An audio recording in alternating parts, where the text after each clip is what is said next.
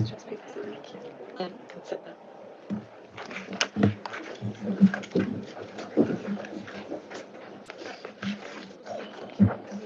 Okay, I'll read that out first before I do anything.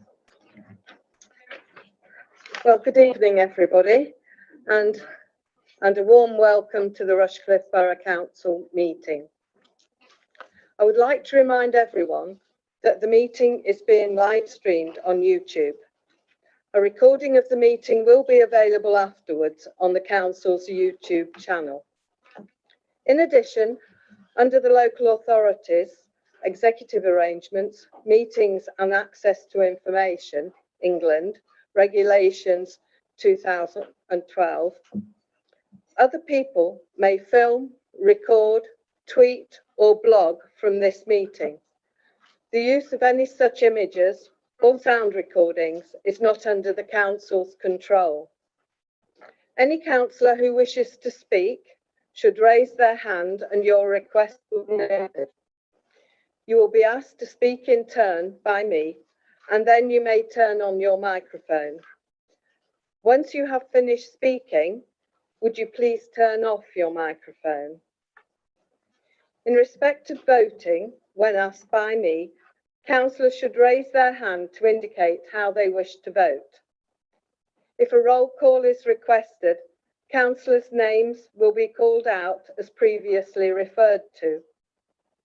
A councillor may raise a point of order or make a personal explanation at any time by raising their hand, and I will hear them immediately, and my ruling on the matter will be final. During a debate, if I stand up, any councillor speaking at the time must stop and sit down. Everyone in the room must be silent. We will be having a short 5-minute break at around 8:30 between the agenda items, whenever is thought to be most convenient. This is for everybody's comfort. Thank you very much. Thank you. Right.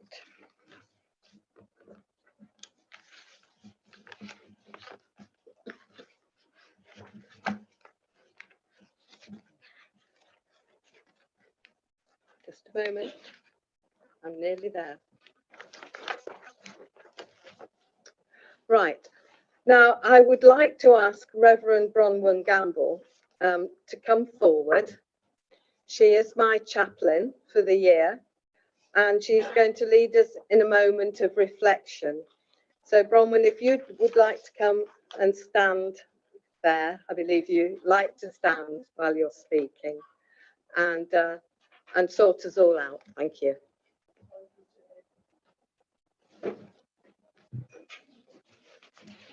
For the past couple of weeks, I've been watching my front garden and driveway being transformed, beginning with a mini digger breaking down all the old tarmac, which was well past its sell-by date, and replacing it with block paving and an extension to the existing lawn. It reminded me of a well-known passage of scripture from the book of Ecclesiastes.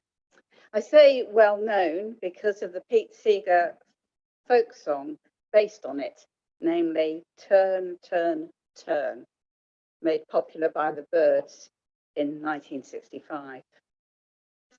What I like about this particular passage is that it speaks to us of life in all its contradictions. There are things which bring us joy and things which make us sad. Events we find hard to deal with, beginnings and endings. Perhaps you can relate to some of them yourself. So please indulge me as I read to you from Ecclesiastes 3. For everything there is a season and a time for every matter under heaven, a time to be born and a time to die, a time to plant and a time to pluck up what is planted, a time to kill and a time to heal, a time to break down and a time to build up, a time to weep and a time to laugh, a time to mourn, and a time to dance, a time to throw away stones and a time to gather stones together, a time to embrace and a time to refrain from embracing, a time to seek and a time to lose, a time to keep and a time to throw away, a time to tear and a time to sow, a time to keep silence and a time to speak, a time to love and a time to hate, a time for war and a time for peace. For everything, there is a season and a time for every matter under heaven. How we use our time. How do we use our time? How we move from one metaphorical season to another. Neither of these things are always our choice, but that is life, and we have to work with it. How we will do so, I'm sure, varies according to what we believe to be true about humanity. But I think that the bottom line for all people, whether of faith or of none, this will centre around a wise use of the time allotted to us. In a prayer of Moses, he asks God to teach us to count our days that we may gain a wise heart. And in the Church of England prayer, we ask, grant us, Lord, the wisdom and the grace to use aright the time that is left to us on earth. So how well are you and I using our time with wisdom and grace? Thank you. Thank you. Thank you very much, Bronwyn. Thank you. You may leave unless you want to stay and listen. Thank you very much. Thank you. Bye-bye. Bye-bye. Right. Well, we move now to item number 1, apologies for absence. Gemma. Thank you, Madam Mayor. We have no apologies for absence tonight. That's good. We're all here together. Item 2, declarations of interest. Yes. Okay. Yeah. Councillor Walker. Thank you, Madam Mayor. I'm declaring interest in agenda item 10, Ratcliffe on Soar Local Development Order. I'm a director of Strawberry Wood Gotham Community Interest Company, a company seeking to acquire an area of woodland for the benefit of the community. There is a possibility of sourcing funding for the purchase and or future management of the woodland via biodiversity net gain obligations arising from the development.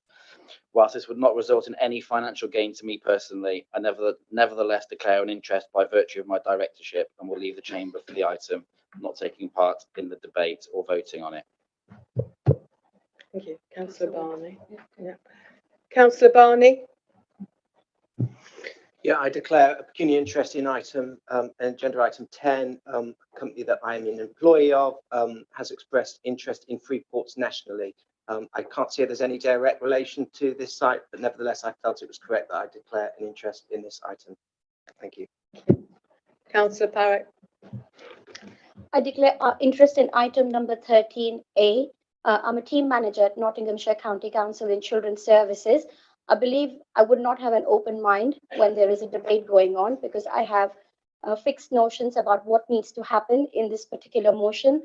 And given that I've already come in with preconceived ideas about this, I don't think so. I can be neutral and have an open mind. Hence, I'm declaring my interest. Thank you. Councillor Williams. Thank you. I wish to declare an interest in item 9, the soil health motion, due to the company that I work for. Thank you. Are there any more wishing to declare an interest? No? Thank you. Okay, Gemma. Okay, we move on to approve as a correct record the minutes of the meeting of the council held on the 2nd of March, 2023. Councillor Clark.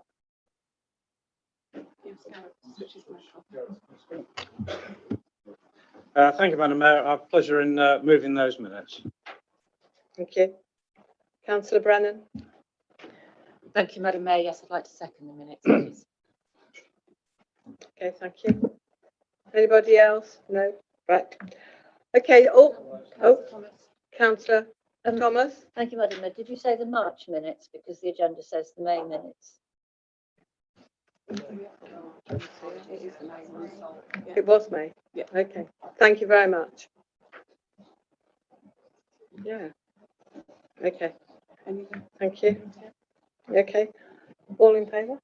All in favour? Okay. Thank you. Anyone against?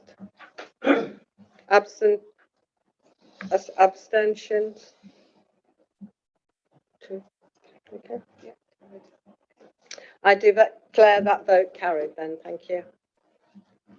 Right. Now then, we come to the Mayor's announcements. This is the first time I've done these announcements. I will find them. I've written them all down. Right, thank you. I've had an interesting time the last few weeks. I've had a very busy time. I've found that there's more to do than I thought there would be, but I've also met some very interesting people as well. Everything from 100-year-old Agnes Hickling and her sister, who's 98 and has to wait another 2 years. There was a flag raising for the armed forces, and I'd like to thank everybody that came to that. It made the occasion to have so many of us there. Proms in the park. Now that was an experience too. I reckon, and I read that there'd been 6,000 plus people in the park. There was hardly a blade of grass to be seen, and everybody really was having a good time, including me. And the ABBA tribute band was especially good till fairly late at night, and I did see the leader there and his friend. And I had a really super time. But also, the park is 100 years old. I think it was on the Friday they had a small ceremony. So yes, that park's been there 100 years. I would like to say that it would be nice to see quite a few of you at the civic service. That would be really nice. The date just escapes me at the moment. I didn't write it down. Pardon? Oh, thank you. 15th of October. So if you haven't got anything to do, I would be very pleased to see you there. Sometimes there's more there than other years, but I think we're due for a good year this year. I did go to Crouch and stagger up the hill. I was warned by previous mayors about it. And it was the Mercy and War Memorial, and it was very, very windy. And the lady that organised it did comment that my hat never moved, and it didn't. It didn't. There's magic things to do to hats. The other thing that was good, of course, was the DMRC Defence Medical Rehabilitation Centre, where the Red Devils were there, the parachute regiment dropped on high. And Ratcliffe Carnival, which unfortunately rained, but with British spirit, they endured and enjoyed. So that was very good. I would just like to say about my charity, the Rushcliffe for the disabled. I think it will. They do make a difference, and I am concentrating on those that are in Rushcliffe. So I hope that you will join me and help me support that.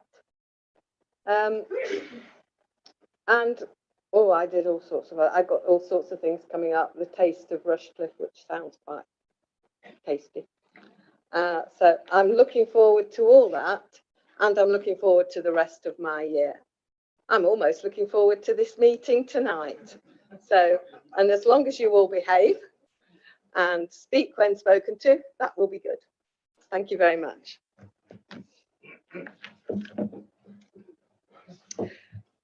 Right, we go on to the leaders' announcements, please. Thank you very much indeed, Madam Mayor. Just a couple of things to mention. Firstly, the Municipal Journal Awards.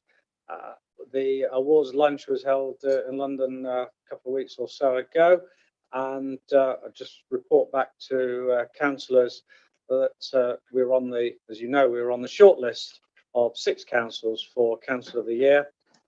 Unfortunately, they made a mistake opening the envelope and they announced somebody else as the Council of the Year. So we didn't quite make it.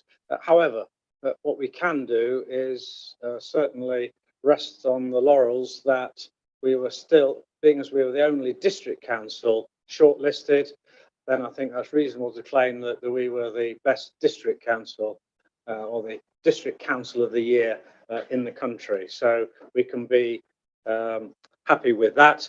And I think what it does do is it really gives testament to this council and testament to the amount of work that is undertaken by the officers and staff on councillors' behalf in delivering such a good service and making the council what a great place it is to live. So in that respect, that was good investment in morale and good investment in the continued work that the staff are undertaking. Secondly, on a similar sort of theme really, only recently Savills, the estate agents, published their survey of best places to live in the country. Although the survey did take place some time ago, they've only recently announced it, and we were the only council to be rated in the top 50 in the country and the only council in the East Midlands to receive a rating of 13th in the country. Best place, that is West Bridgford as a town, the best town in the country, 13th best place to live. So again, that's quite an accolade that Rushcliffe is so highly regarded with so many people around the country, both outside of Rushcliffe and within Rushcliffe as well. Thank you, Madam Mayor. Thank you. Thank you. I believe the Chief Executive doesn't have any announcements at this time. So I will move on to item number 7, citizens' questions. And a citizen's questions has been received from Nadia Jenya. Yeah. Yes, thank you. Would you like to take a seat? Can switch your microphone on to the left hand side. That's lovely. And if you would like to ask your question, please.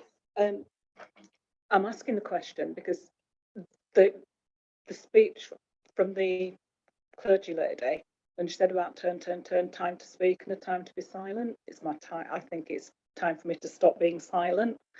My question is, why has Rushcliffe Borough Council signed up for 20-minute neighbourhoods in the Greater Nottingham Strategic Plan without fully informing the constituents what they are, how they will work, and how it will affect and impact on day-to-day life? Okay. Thank you very much. Councillor Upton, would you like to respond, please? Yes, thank you, Madam Mayor.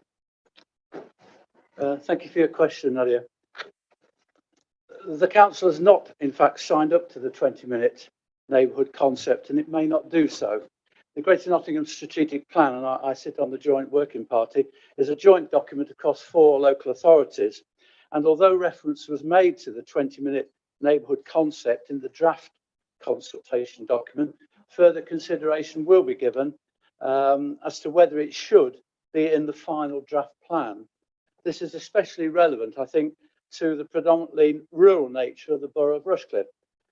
It's a concept that may achieve more sustainable development, but it needs a lot more debate. It will be at least early next year now before the new Greater Nottingham strategic plan is at the final draft stage, and then it will go out for consultation again. So very early days, and we haven't signed up to that yet. Thank you. Okay, thank you very much, Councillor Upton, and thank you very much for your question. Okay, thank you. Right, item number 9, business from the last council meeting.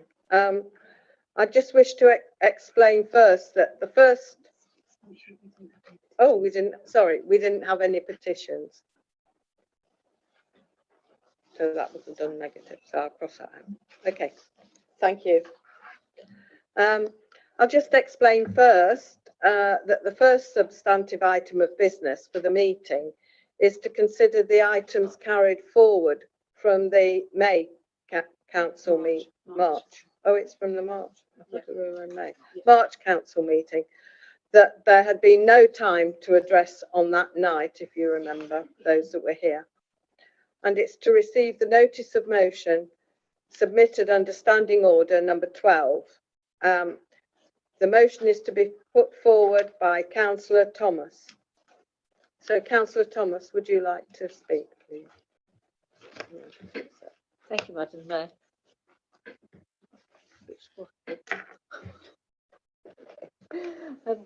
Soil is the very stuff of life. It's a mixture of physical, chemical and biological elements, minerals from rocks, organic matter from dead plants and animals, living organisms, air and water. Soil holds 3 times as much carbon as the atmosphere. It reduces the risk of flooding by absorbing water. It is a wildlife habitat and it delivers 95% of global food supplies. Unfortunately, it's a limited resource under pressure from climate change, population growth, urban development, waste, pollution, and the demand for more and cheaper food. The 2019 report by the Environment Agency gives us the following facts. UK soils currently store about 10 billion tonnes of carbon, roughly equal to 80 years of annual UK greenhouse gas emissions.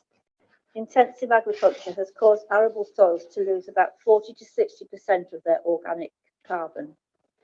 Almost 4 million hectares of soil are at risk of compaction in England and Wales, affecting soil fertility and our water resources and increasing the risk of flooding. Over 2 million hectares of soil are at risk of erosion in England and Wales. Wasting food and growing crops for bioenergy are putting additional pressure on soils. Spreading of some materials can give rise to contamination. Some 300,000 hectares are contaminated in the UK. Microplastics are widespread in soil with unknown consequences.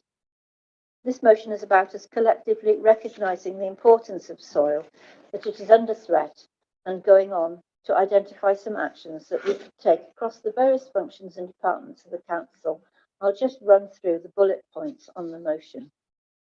The first one, the next version of the local plan is being put together currently, and we should assess how its policies can help to promote soil health. For instance, reducing the use of impermeable surfacing makes sense, but we can only do so much with our own planning policies. Deeper and more fundamental change needs to come from government legislation and policy. Secondly, we own and manage land ourselves. Are there aspects of what we do that we could do differently to nurture the soil in our parks, other green spaces and elsewhere?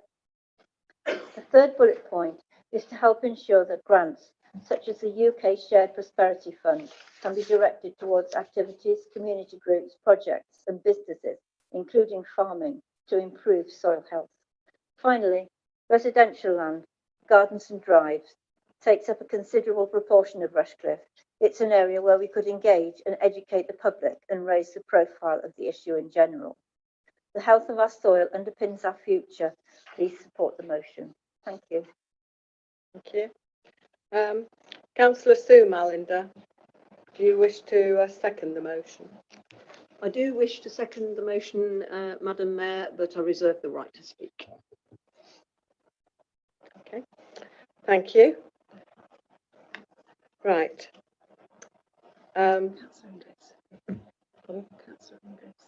Councillor Inglis. Thank you, Madam Mayor. Well, the council already has a strong record on promotion and protection of soil health in the borough, and particularly on the land it already owns. However, this motion will help to ensure, and where possible, and within the council's resources, such practices are embedded in our relevant policy and operational arrangements, moving towards along with promoting the importance of soil health to local residents and landowners in the borough. So the original soil motion that was due to be presented in the March full council ran out of time.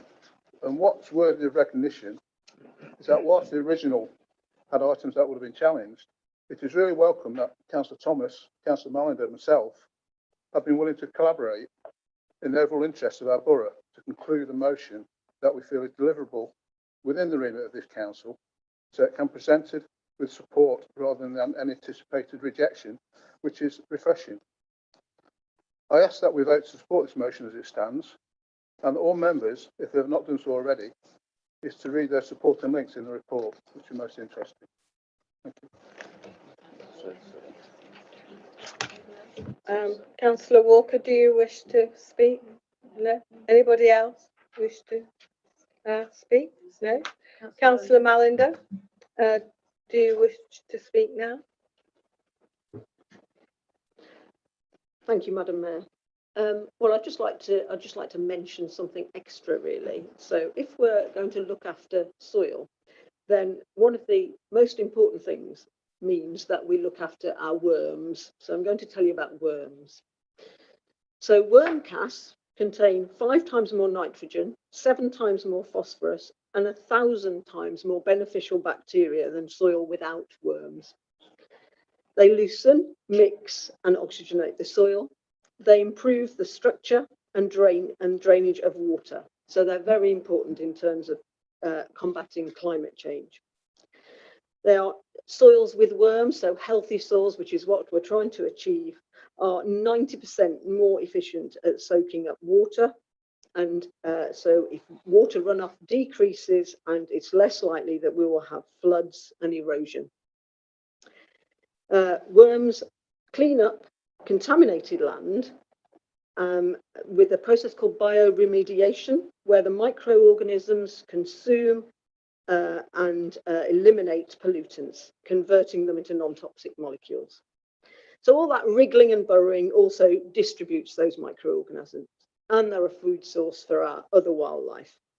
And don't take my word for it, because Darwin was obsessed by worms for 40 years.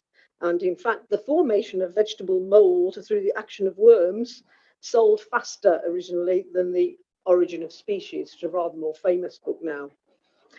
So 1/4 of the Earth's species live in soil, not just worms, but also things like tardigrades, which are endlessly fascinating if you want to look them up. 1 gram of soil contains 10 billion organisms. But unfortunately, every minute we lose the equivalent of 30 football pitches of fertile soil. So I hope that this council will do something to prevent that happening, and you will support this motion. Thank you. Thank you. Councillor Thomas, do you wish to respond? No, thank you, To Madam. the debate. Wasn't much debate, Madam Mayor, so hopefully everybody's happy with it. I think I missed out one of the bullet points, but you've probably got the drift. Thank you. Okay. Thank you very much. If there's nothing further, we'll now go to the vote on the motion. All in favour? I think that's everybody. Okay, so I won't say do the rest. Okay, thank you. So I declare that the motion is carried. Thank you. If they would like, yep. Oh, we've got a question first. Yeah, We've got a question first. we've got a question first before anybody. Councillor Walker, we've got another question. It's all right. Okay. If I know you're dying to, I don't know whether it's to go round the corner to the pub for a drink or quite what it is, but we do have a question by Councillor Sue Malinder. Thank you.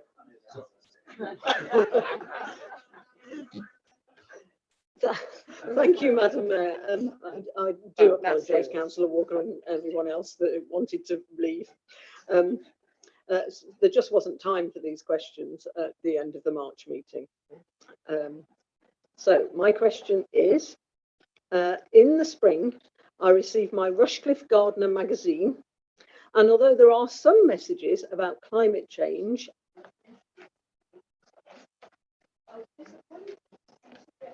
residents in the seasonal jobs section, which are not supported by the council's environmental policies, such as using weed killer, artificial fertiliser and frequent mowing instead of no mow. Why were these suggestions allowed to be printed? Thank you. Councillor English, would you like to reply? Thank you, Madam Mayor. So as a council, we start to set the standard and provide residents with the information they need to change their behaviours and habits if they choose at their properties. This is in line with striking a balance, being pragmatic and proportionate to what realistically they can achieve in their own garden and for smaller plots. For example, we know it may be impractical to leave a grassed area in a typical home fully unmowed the whole year or remove weeds without assistance. Small scale resident gardens may mean that some residents understandably struggle to match the greener, more environmentally friendly methods we adapt for our larger publicly owned sites. The magazine is written internally and with all good intentions, and we will continue to endeavour to influence residents over time with updates to make a greener choice, including tips where we feel that practical as garden habits evolve. Thank you. Do you wish to ask a supplementary question, Councillor Malinder? Councillor Susan? It's more like a comment, if that's all right. No. Okay. Yeah. Okay, well, it's all right. I'll make it a question.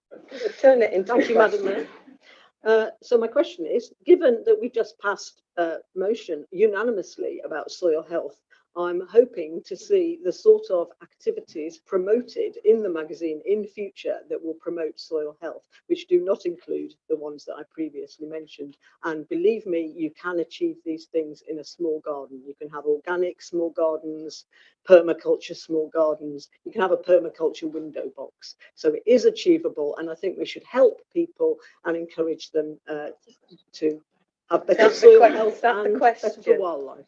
Yeah. So are we going to do that in future? That's the question. Thank you. Yeah, sorry. Councillor English. Okay, yeah, I appreciate the comments you're saying. Yes, I think if there's something you want to proofread, I'm sure we can encompass that with any future reports. And I think along with free trees, we can look at doing free worms as well. Okay. Thank you very much. Thank you. Right, now we go back onto the tonight's agenda. So now you may leave. Have a cup of tea.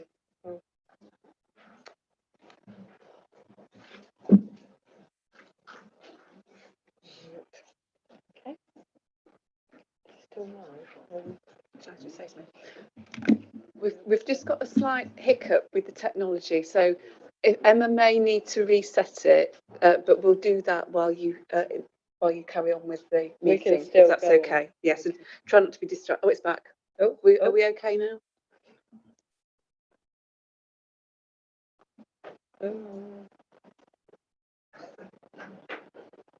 you need a moment, Helen, or are you okay for us to continue? Yeah. It's just if we have to reset the screens and they close and come back down, you'll just hear it in the background.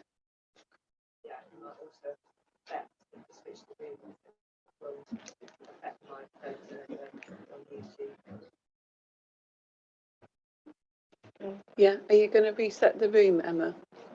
Okay. Sorry about this, councillors. Okay.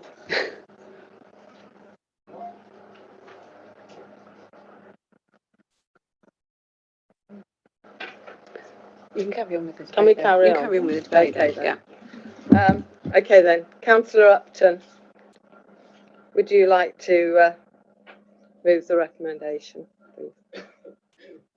Technology is just happening. So. Yes, thank you, Madam Mayor. When are we starting the clock? About now, then? Okay. Thank you. This report asks councillors to adopt the Ratcliffe-on-Soar local development order, and correct me if I ever say Radcliffe-on-Trent, it's Ratcliffe, I know, but I fall into the habit of where I live. However, this is a major decision which will affect this and future generations. So please make your decision on what you have read and seen and what you hear this evening with an open mind, an objective mind, and with no predeterminations. I thank all councillors and especially new councillors for their engagement with this very detailed and comprehensive report. I also thank everyone who's been involved in preparing the report, including independent scrutiny done by officers in the council's development management team who have not been directly involved with the drafting of this LDO. I've only limited time, so I'll try and focus on the strategic overview. Government policy is that Uniper-owned Ratcliffe-on-Soar power station closes in September 2024.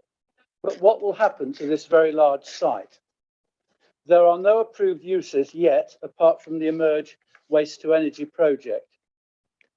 It's a unique and special strategic site of national importance in the centre of the country, with excellent road, rail and air accessibility, including its own railhead and the planned HS2, and good connectivity to the national grid, and it's a highly visible gateway for Rushcliffe and Nottingham. It's close to the urban conurbations of Nottingham, Derby, Leicester and Loughborough, with their workforces and their associated universities and the Rolls-Royce Research Centre at Derby. Most of the power station site is within the East Midlands Freeport boundary, which came into operation this March. So the government clearly has an expectation that this site will be rapidly developed as part of its levelling up agenda for the East Midlands and hopefully attract some international investment into this region. The Freeport business case focuses on advanced manufacturing, decarbonised technology and renewable and low carbon energy generation. There is an urgency to get new businesses up and running by September 2026. Which is the final date to qualify for full Freeport benefits. But investors need clarity, they need certainty, and currently the lack of a planning approval is a major issue. The LDO would resolve this. Also, the Freeport will generate a significant income from retained business rates to invest into local projects such as infrastructure and road improvements. In 2021, Cabinet decided to prepare an LDO and to work collaboratively with Uniper. And since then, detailed work and consultation has been ongoing to prepare this final draft. There's been extensive consultation as detailed in the Statement of Community Involvement in the report. The Cross-Party Local Development Forum has met many times to review and revise the document. And at its meeting in June this year, it recommended adoption of the LDO. The LDO is an efficient planning application process whereby proposals can be assessed against a specific set of criteria. It also gives the council planning control over the redevelopment of the whole site through conditions and provisions, such as requirements for solar roof panels or green roofs, type of location for logistics, warehousing, etc. Indeed, the use of LDOs is recommended in the National Planning Policy Guidance for simplifying and streamlining the planning process for large sites such as this. The LDO is valid for 25 years and can create certainty for investors, reduce risk, as I say, speed up the planning process and accelerate the delivery of development, which is certainly needed to meet the tight 3-year deadline of September 2026 for the Freeport.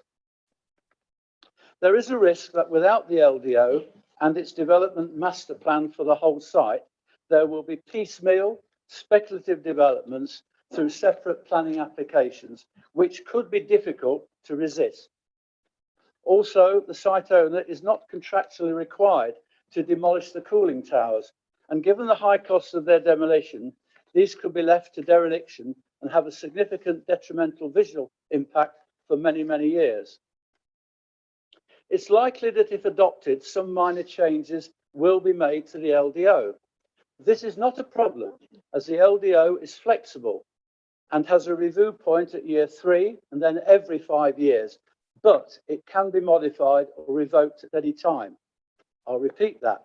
It is likely that, if adopted, some minor changes will need to be made to the LDO. This is not a problem, as the LDO is flexible and has a review point at year 3 and then every 5 years, but it can be modified or revoked at any time. The report gives significant information on key issues such as the green belt, transport and biodiversity. Most of the site is brownfield land, but there are some areas that are used for agriculture and have woodland. The site is in the green belt, but the conclusion of the report is that very special circumstances do exist to justify the proposed development. The transport assessment basically says that phase 1 of the development could go ahead with some minor mitigation works, especially to local roads, as the traffic flows should not be more than from the existing power station, but that a wider traffic assessment is needed for phases 2 and 3, when more details are available. Conditions have been included, and there will need to be further targeted highways investment, such as the upgrading of junction 24 of the M1. Traffic flow caps will be monitored as the development proceeds. Traffic modelling has shown that 96% of trips generated by the proposed development in the AM and PM peak hours would use the dual A453 east-west to access the site. Essentially, transport mitigation needs to be delivered where and when required. There are also recommendations on a shuttle bus to the tram, improvements to local bus services, on-site cycleways, and a link to the Parkway HS2 station site. Regarding biodiversity, there is a mechanism for securing a minimum gain of 10%. Careful consideration has been given to the balance of achieving significant economic and employment benefits and the environmental impacts of development. On the southern site, particular areas of woodland would be retained and new areas of landscaping and tree planting provided. The approval of the Freeport development for most of this site has been confirmed by the government and development will go ahead. The decision tonight, I suggest, is how it will be managed, by whom and when. Thank you, Madam Mayor. Thank you, Councillor Upton. I go to Councillor Clark.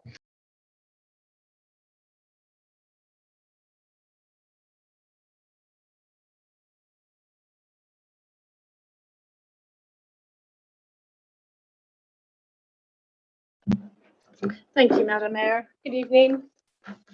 The Labour Group is in favour of jobs, sustainable, well-paid jobs in locations where people can walk, cycle, or use well-resourced public transport links to get to work.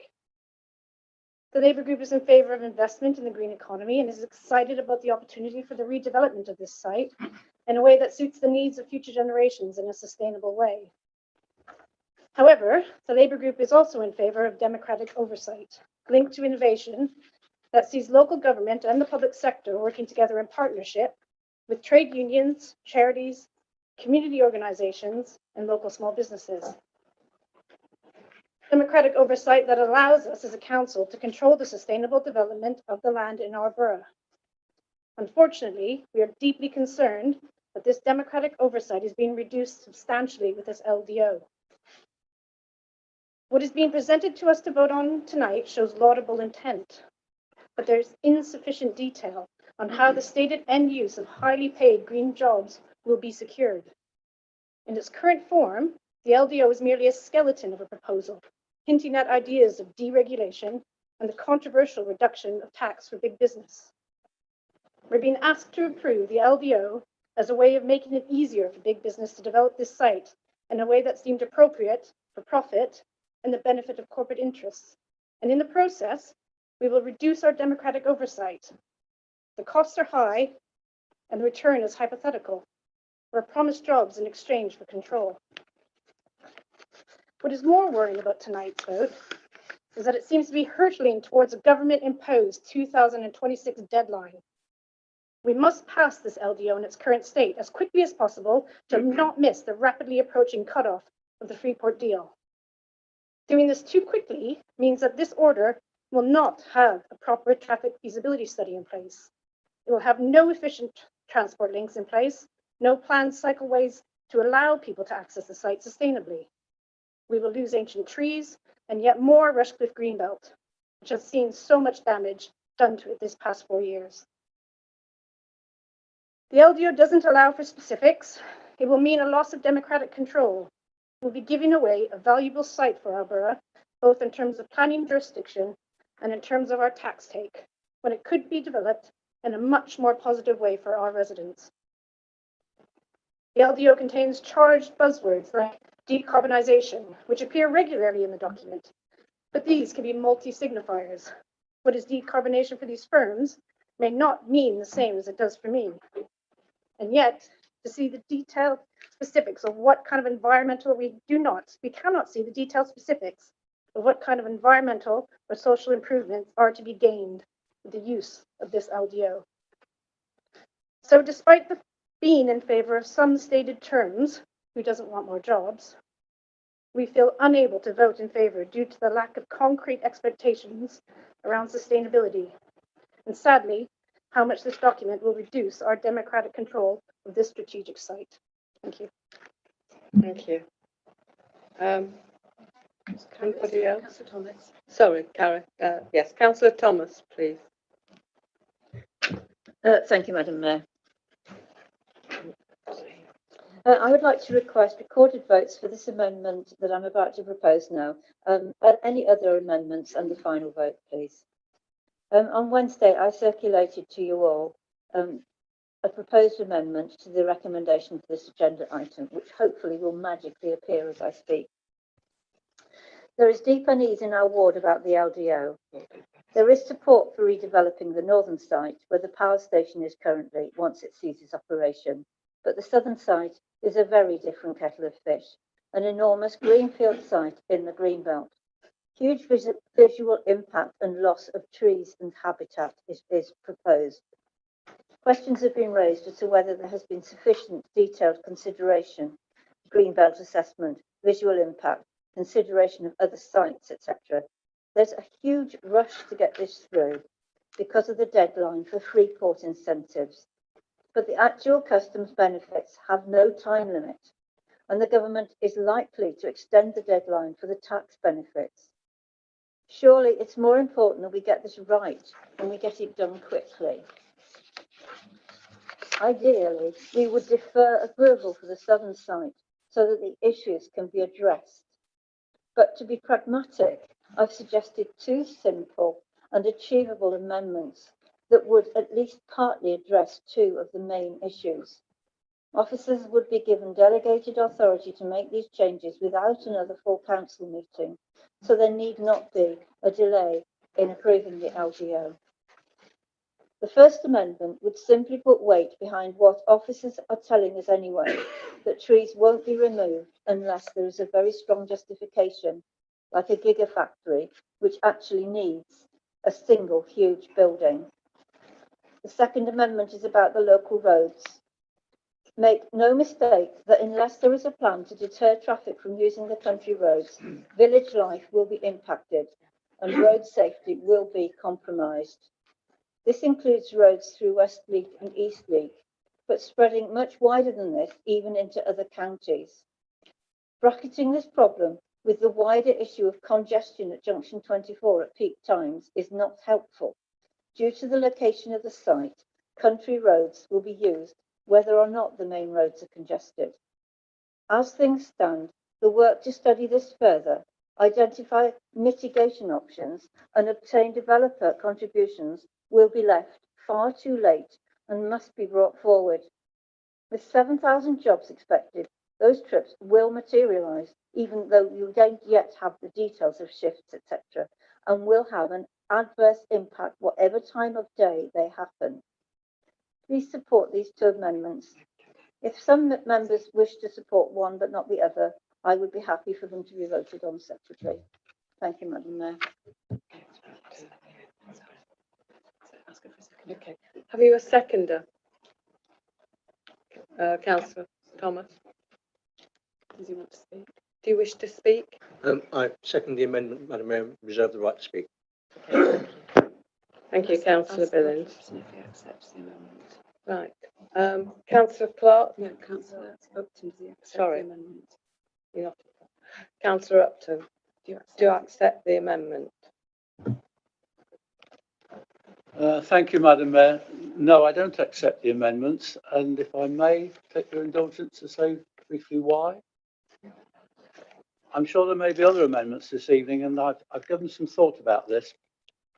Whilst in theory changes could be made to the LDO by amendments this evening, in practical terms, this doesn't allow for the same level of scrutiny, debate, if you like, due diligence, technical advice, consultation, and all the rest I believe it needs. In other words, this isn't the time and the place, in my opinion, to agree policy, if you like, on the hoof. It needs careful consideration.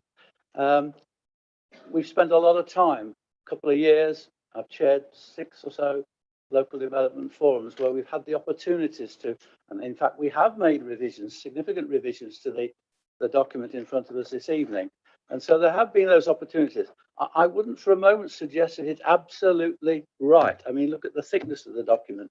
I don't pretend for a minute we've got everything right, but the LDO, as I said in my introduction, does give the provision to put minor revisions in and alterations. And I mean, the nuclear option is to revoke it completely. But, you know, we have the ability to pick up on suggestions such as you're making on these amendments.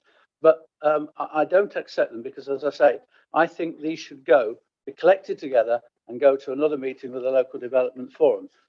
That won't stop the approval of the LDO, which is a strategic high-level document, as somebody said, but I don't think we should get into the debate about small issues this evening. I'll leave it at that for the moment, Madam Mayor. Right, I'm opening out the debate. Anybody wish to speak on the amendment? Yes, Councillor Clark. Sorry. Thank you, Madam Mayor.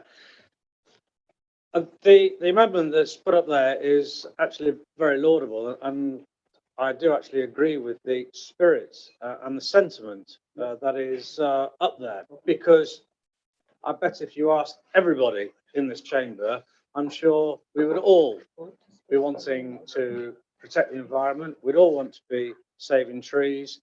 We'd all want to be minimising and limiting the impact of traffic on our local communities. So in that respect, I absolutely agree with it.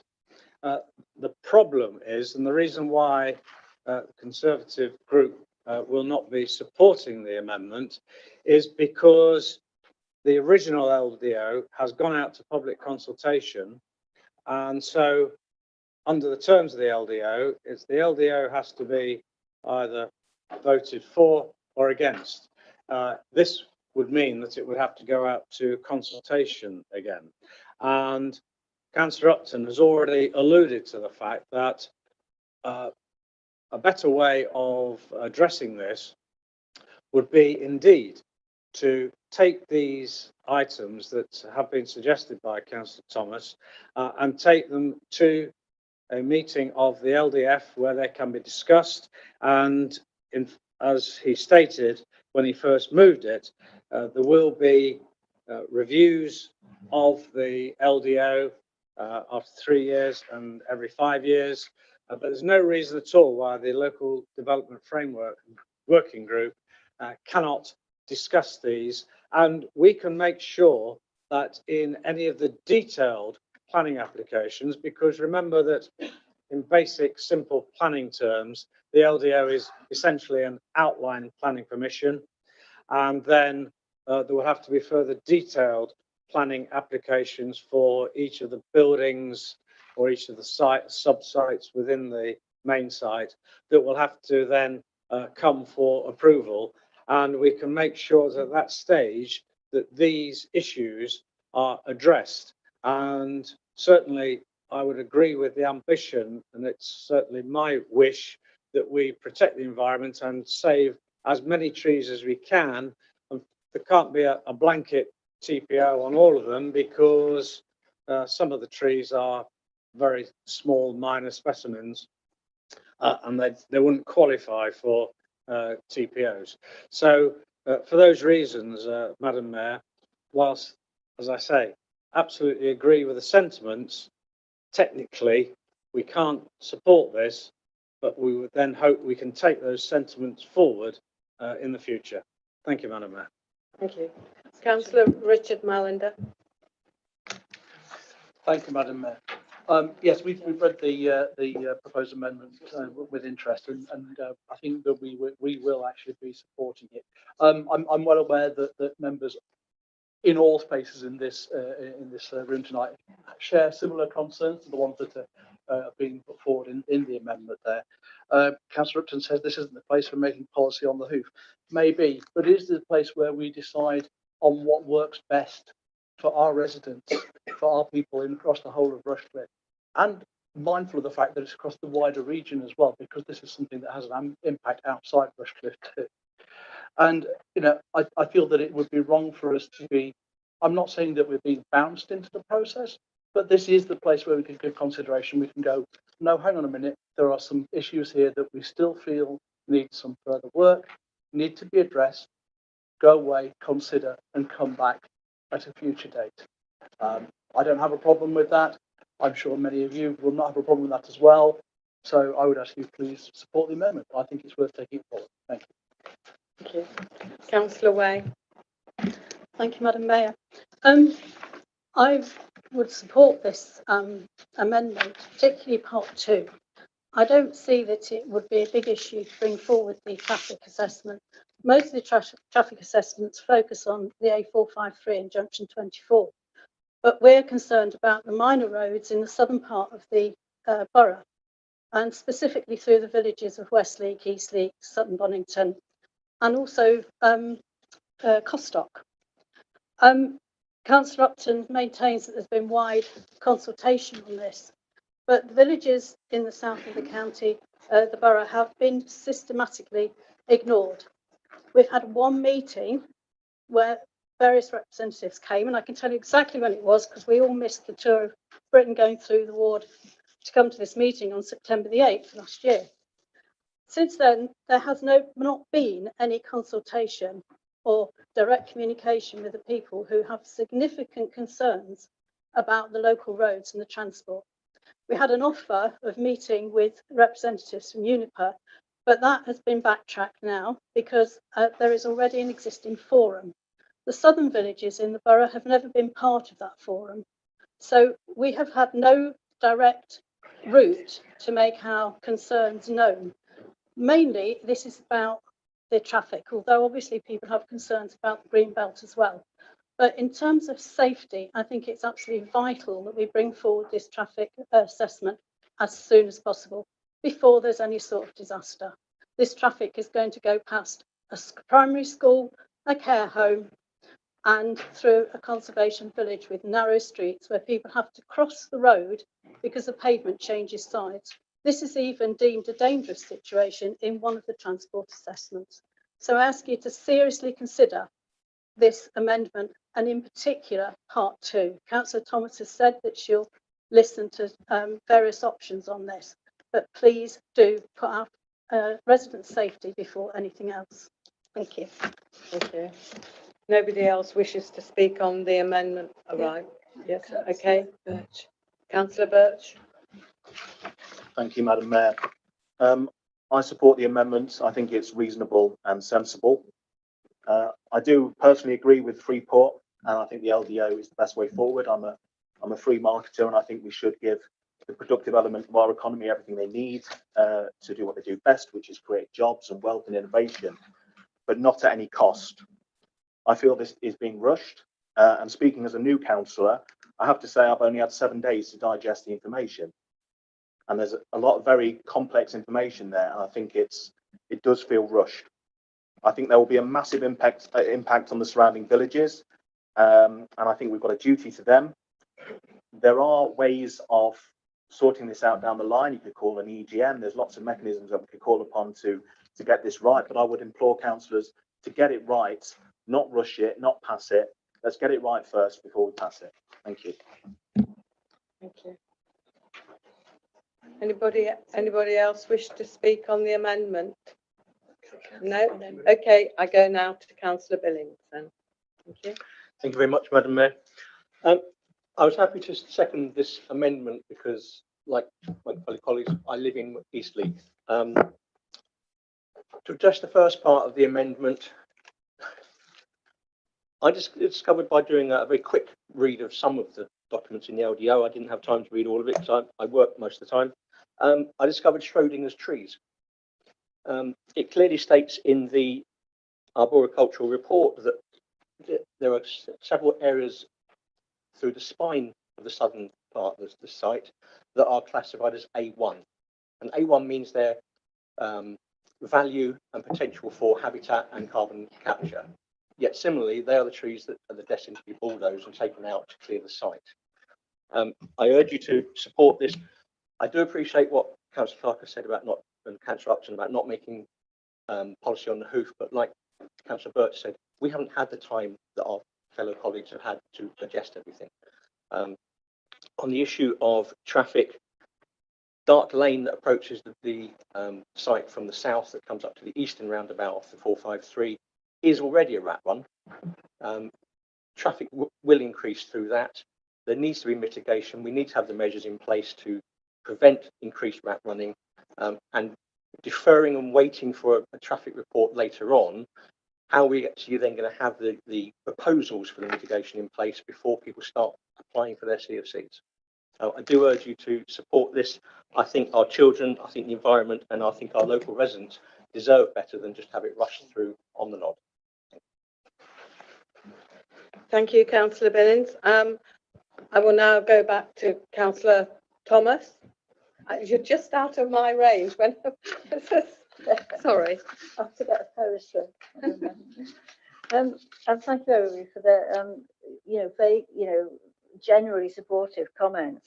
I take the point that this could go back to LDF, but it'll be too late once this is passed. And I have been raising the issue of the local roads at LDF for the last 2 years. I'm not proposing anything that isn't already in there. The traffic study is already in there. It's just that it's not going to happen until after the first developer moves in, and they will be asked to provide contributions towards making the traffic study happen. It's going to be too late then, and you can't get the contributions from those people at that stage unless you've already costed it. It'll take years to do the work, and the traffic will be going through wrecking Westleigh. Actually, that's what you're doing. You're writing off a village and making life very difficult in another village. But Westleigh will be completely annihilated by the extra traffic. They're saying it's only 4% that's not going to be going down the A453, and this is just not the case.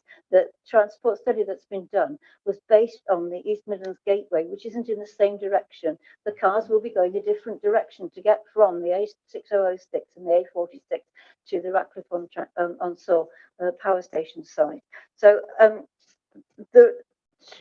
it's a question of saying that traffic study and the work on what could be done to mitigate these impacts will be done sooner rather than later. And that's all that second point is asking for. And the trees on the southern side, we've already been told by officers that the intention is not to fell any trees unless they have to. But it doesn't say that in the documentation. As Councillor Billings said, the arboricultural study actually says that they're going to be felled. And so it's just a question of getting that sorted. Yes, we don't want to delay the LDO. I quite understand that. But if Council has already approved it in principle and has authorised the officers to take it forward with 2 small amendments. It won't hold it up very long, and any certainty that is going to the potential developers, they'll be getting some of that certainty anyway, in that council has passed it with just 2 small issues to amend. All I can do really is just ask you, if you actually want to do anything about these 2 issues, please vote for the amendment. Thank you. Thank you. Councillor Thomas has asked for a recorded vote on this. So I will go to our officer. So just explain, we're voting on the. Oh, yeah, sorry. Yeah, we are, we're voting on Accepting that wording. the proposed amendment that you see up on your screen. That's what you're voting for. Yeah. Okay. So, yes. Okay. Councillor Billing. Councillor Birch. Councillor Bird. Councillor Brennan. Councillor Brown. Against. Councillor Butler. Against. Councillor Calvert. Sorry. 4. 4. Councillor Chaplin. 4. Councillor Chewings. 4. Councillor Clark. Against. Councillor Cumberlack. Councillor Cotting. Against. Councillor Della. Councillor Eddiebean. Against. Councillor Ellis. Against. Councillor Graham Fletcher. 4. Councillor Gaunt. 4. Councillor Georgiou. Councillor Gowland. 4. Councillor Grocott. 4. Councillor Inglis. Against. Councillor Richard Mallender. 4. Councillor Sue Mallender. 4. Councillor Mason. Against. Is that right? Yeah. Yeah. Yeah. Okay. Councillor Matthews. Against. Councillor Om. Against. Councillor Perec. Against. Councillor Phillips. Against. Councillor Plant. 4. Councillor Polenta. 4. Councillor Regan. Councillor Sims. Councillor Solomon. Councillor Thomas.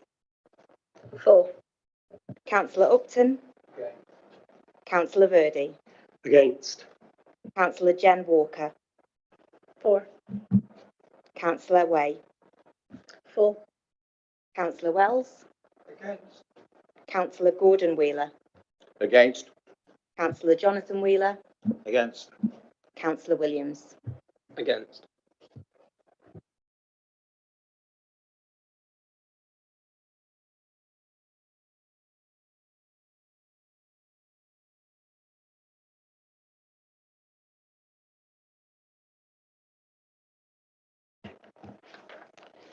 Thank you. The amendment is lost. So we return. Right, so now we return to the substantive motion.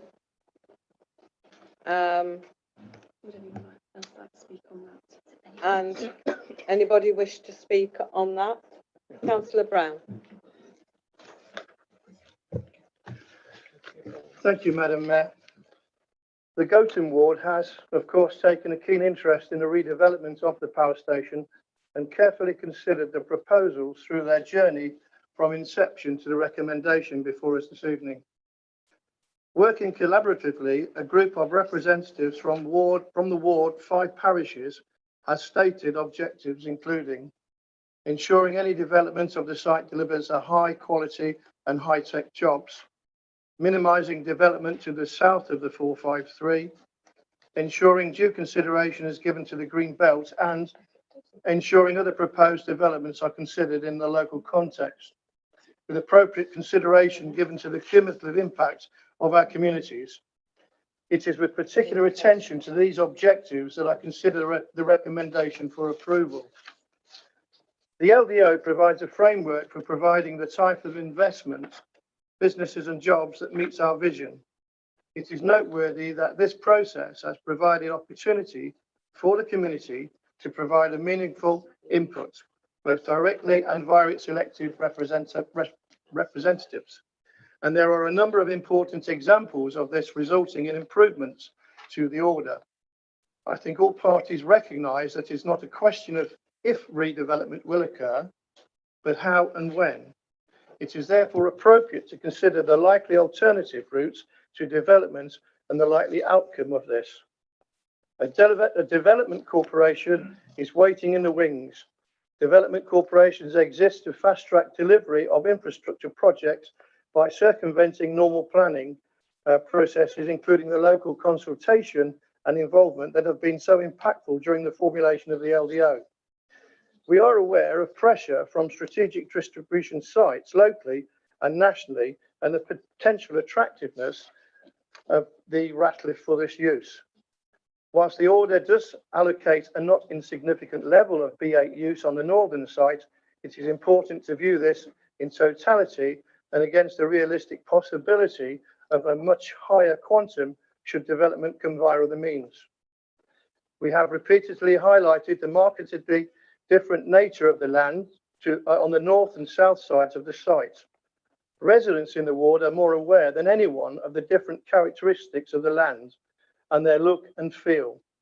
We are also acutely aware of the importance of the green belt, particularly in the light of development at Fareham and the possible sand and gravel extraction at Barton, and a justified sense of creeping industrialisation in our area. The fact that acceptable land use characteristics for development on the south will be restricted to either advanced manufacturing producing technology to deliver the net zero transition or producing, storing or managing low carbon and green energy is absolutely crucial to my support of this order. These restrictions should not be underestimated and acknowledge both vastly different characteristics of the land and the climate emergency we face. We will robustly scrutinise proposals for the development on the south side through the certificate of compliance process to ensure that both the letter and spirit of these restrictions are met. The associated proposals for determining the certificates of compliance now do allow for a meaningful democratic input, rather than being assessed purely by officers. This is another example of the order being improved through the member and community involvement and ensures ongoing input. The traffic impact on local roads is recognised. We have advocated over many months with others for further transport impact work to be done and have received reassurance from Rushcliffe that recommendations from the further impact work will be conditioned as part of the order. And further, that these studies will specifically consider our specific areas of concern and our suggested mitigation steps. And finally, to summarise, the order before us tonight provides for a redevelopment that delivers a high-tech, high-quality jobs that we want. It recognises that the different sides of the site, by restricting uses, Got 30 seconds. that will either deliver technology needed for net zero transition or relate to green energy. It provides for ongoing democratic involvement in the process, establishes a process for mitigating the inevitable impacts from a development of this scale, all aspects that we can carefully and diligently monitor as we enter into the next phase. I'm pleased to support the recommendation. Thank you.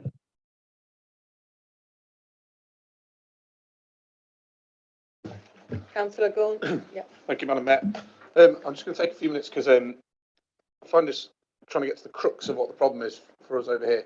It feels like we're being asked yet again, to vote for something that's very limited in scope so far, with promises that these things will be in place in the future, such as transport issues will be looked at and dealt with in the future.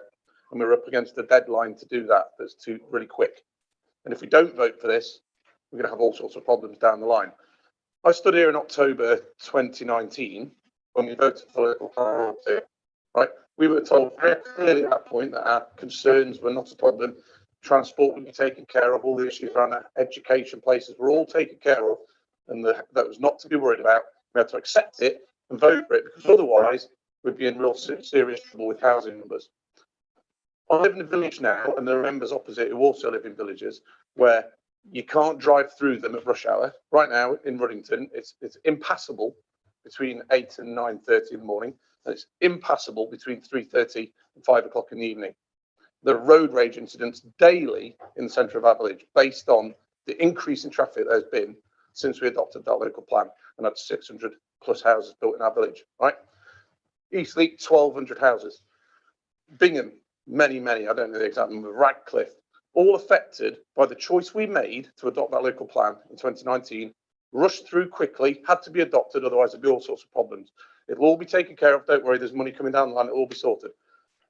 12 kids 2 years ago didn't get into a secondary school in our local area from Ruddington, right? This year, primary school children from the village who were already at the feeder primary nursery school couldn't get into the local village school, right? This is real, and these problems are real, and we voted for those problems, right? And we were told not to worry about that. We've been asked to do exactly the same thing now, and that's a really serious point I'm making. We are being asked to vote for something with promises it'll all be taken care of later, and I don't have faith that that will happen, right? We're going to have major impacts in Westleague, and we've just been told that, and we're being told to promise and take faith in the fact that it will be looked at and sorted out. It's all going to be okay. Well, I'm sorry.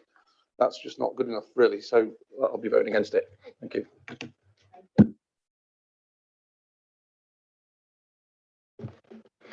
Thank you, Madam Mayor. Last week, I think it was, we had a look around the site. It was interesting. I want to go on record that I am in support of an LDO, but not at any cost. I think that's something important to understand. Now, we've heard from the party opposite that we need to get going. We've got a tight 3-year period for the Freeport. Yes, we do. But it does not mean we should rush through significant policy because of that time frame. We should do things properly in a measured and balanced way to ensure that we put things in place to protect things. Now, look at things. So, from that consultation, there were significant concerns raised for loss of trees and habitat. Significant concern about traffic. We still have Leicester County Council highways objecting to this LDO.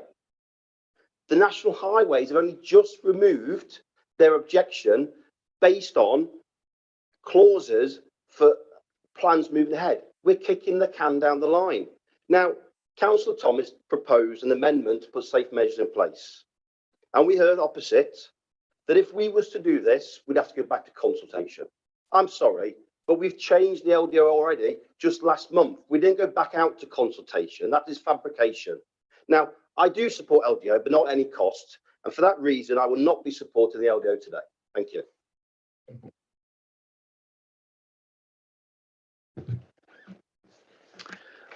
Thank you, Madam Mayor. I do think this is probably one of the longest papers we've ever had before us as a council, certainly for many years.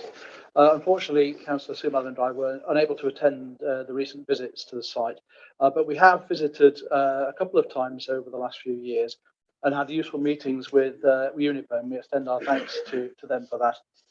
That was with a colleague of ours who is a retired lecturer in high-rise developments and architecture, and had some interesting and novel ideas for how you might actually keep or make use of the cooling towers as kind of iconic, certainly iconic piece of the landscape.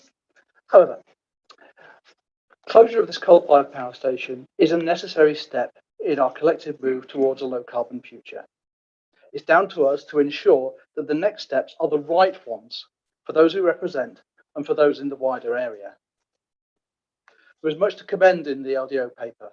Better use of the site, improved access, they're not in all aspects, and potential for clean power generation and so on.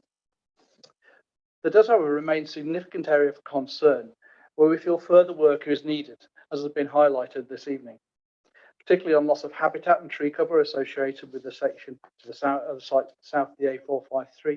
And I struggle to see how the 10% biodiversity net gain can be achieved in this instance for the development of this part of the site. The paper on biodiversity and net gain coming to growth and development scrutiny later this month establishes a clear hierarchy when dealing with this. First, to avoid the loss of biodiversity. Second, mitigate. And third, compensate. As it currently stands, we feel there is too little weight or emphasis on the first level, the avoidance of destruction of habitat and the retention of the biodiversity that exists there. Redevelopment of the northern part of the site is to be welcomed, including attempts to maintain rail use within the site. But I was intrigued to see in one of the pictures that this included apparently a tube train. Perhaps it's one off site somewhere from the old Dalby test site. However, there is work that needs further doing there as well. Not just access to the site, as fellow councillors have said, but also within the site as well. Otherwise, you're just going to be faced with a massive car park with a few blocks based in it and very little opportunity for connectivity within the site for people travelling from one part of it to another. If you want to look at the kind of site that you might end up with, have a look. You can do it on Google Maps at the Boots site down at Beeston, where the car park is so big that they end up with a minibus carting some people going from one part of the car park to the actual buildings themselves. I could go on, but I'm not going to sort of pick my way through all for nearly 500 pages of the document. I'm not a particular supporter of the Freeport concept. I think it's a hideous mess trying to cover up, put a fig leaf over Brexit, but I won't go into detail on that either this evening. On the overall LDO, I'm concerned over the potential changes of governance as well, and the potential for loss of Rushcliffe's influence as we progress down the road to being part of a wider combined authority stretching across the whole of Nottinghamshire and Derbyshire. We have had discussions about this before, but I'd be pleased to hear the leader's response on that particular issue and how it will be addressed. So as it stands, we will not be supporting the LDO. Thank you. Sorry, thank you. Councillor Grocott. Thank you, Madam Mayor. As a new councillor, I can also say that this process seems rushed, but nevertheless, in looking at this LDO, I see nothing concrete that will prevent this site from going the same way as so many post-industrial sites in our region. High-wage, high-skilled jobs replaced with the types of employment usage that represent a low-wage, low-skilled economy. The LDO, by its very nature, is passive, passively relying on the market to take advantage of the site's acknowledged strategic advantages in the right way. Advanced manufacturing, green technologies, clean energy, Rolls-Royce, a selection of terms that do seem to provide assurance of the types of development our group would support. But this LDO and the council's approach in general does not go far enough in mandating this kind of usage. The party opposite speaks of the deadline for the Freeport, but this is a deadline set by a government that in all likelihood won't be here in 2026. Indeed, by 2025, a new government with a clear commitment to a strategic activist state will give the council a clear opportunity to drive forward a site, in all likelihood with significant government as well as private investment, that genuinely delivers high-value green technologies and well-paid, highly skilled, sustainable jobs. So rather than seeking a passive arrangement which encourages only private investment and relies on the landowners to make the right choices, the council should work with them and strategic partners, universities, FE colleges, technological institutes, major local high technology employers, of which we have many, and yes, trade unions and community organisations as well, to develop a clear and detailed master plan for the stated usage of the site, which all members clearly want. And for that reason, I won't be supporting this LDO tonight. Thanks. Councillor Cumberland. Thank you, Madam Mayor. Simply put, this order is equivalent, as has been said, to an outline or skeleton planning application, which when granted gives us control over the development. The buildings shown are only concepts. The gigabyte unit, which everybody seems to be exercised about, could end up as 3 or 4 separate units, as I think opponents have suggested. All unit developments would be subject to full planning applications with the usual checks and balances. As said, granting this order does not preclude amendments. When I visited the site and toured the south side, I could see considerable thought had gone into the preservation of trees. and development of further natural landscape and habitats. As I'm sure you're all aware, I'm a strong supporter of environmental measures and the planting and preservation of trees. This proposal brings wonderful opportunities to Rushcliffe in the form of high-tech jobs, research into carbon capture, alternative energies, storage and transmission, helping to combat climate change and preserve, not destroy, our environment. The window of opportunity is open now. Don't let it close on us. As the reappointed chairman of the Corporate Overview Scrutiny Group, I shall be pushing for scrutiny all along the way, you can be assured. Thank you.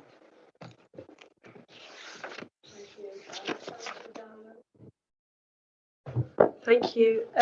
So this isn't about the Freeport, but just to say I'm not in favour of the Freeport because I want our businesses to have high quality roads and transport links, high quality healthcare for their staff and high quality educated staff. So I'm not in favour of Freeport, which gives tax cuts. My problem with this plan is it's motherhood and apple pie. Who doesn't want green jobs and low carbon and all this sort of thing? But I don't see any guarantees that we're going to get it, and I would be welcome have that explained to me. We talk about minimising impact and this sort of thing, but what happens if those jobs and those companies don't come forward? I've looked up and I cannot find any business that's currently in the Fair and Business Park. Again, I'm happy to be corrected on that, but we have a very large business park there, as I can see, currently unused. Why are we developing the south side of this site as well as the north side? The north side clearly needs to be developed. The south side doesn't. And what we need really is a mixture of housing and businesses in a similar area. So if we're going to put money and planning into a particular area for business, why not spread it across the borough rather than having it all in one area? Because this just means we're going to have lots of cars, lots of people driving. You know, you talked about the 15-minute cities. We need people to have, and I'm happy to talk to you about it after. We need to have people having facilities close to them and their jobs close to them, not to be driving backwards and forwards across Rushcliffe. Thank you. Thank you, Madam Mayor. Well, we know something will happen at this site. It's got to. And it reminds me so much of the local plan we did some 10 years or so ago for the housing. And at that time, we spent years debating where housing and employment opportunities should be. And it was difficult decisions to take. But at least then it gave us some control about what development would be taking place. And this is pretty much the same idea. It's a local plan, in effect, by another name. And at some point, we have to make a decision on this. And we've been working on this as a cross-party group for 18 months, if not longer. And you only have to see by the thickness of today's agenda, it's 400 odd pages of detail. So I think members and colleagues should be assured that so much consideration has been given to all the understandable concerns that we all have, and we've heard this evening. But as I say, sooner or later we have to make a decision, and yes, there is some pressure on us to do so. But to keep delaying things will, I think, put the council and ultimately the communities in a potentially weaker position. And with regards to the type of employment opportunities that come along there, surely it is far better to have this plan in place that suggests and guides the type of investment and opportunities that surely will come for the benefit of Rushcliffe and indeed the wider area as well, rather than running into the risk, which I think is genuinely there, as we saw with the local plan, that it could become a free-for-all for whatever, and without some control in place, literally development control, as we used to say in the old days, then the potential impact, I fear, would be even worse than the impact that everybody is talking about and is concerned about this evening. Like I think everyone else, I don't like the idea of the loss of vegetation and trees. No one does. But I'm assured by the reports and the meetings we've had that any loss will be handled as carefully as possible. And then with regards to the travel and transport issues as well, yes, we all worry about those. But the key here again is the fact that if this goes through, if we get this LDO through, it's not the end of it. It still keeps some flexibility to the whole project, and that does include the traffic and transport aspect as well, which is absolutely essential. I get that completely.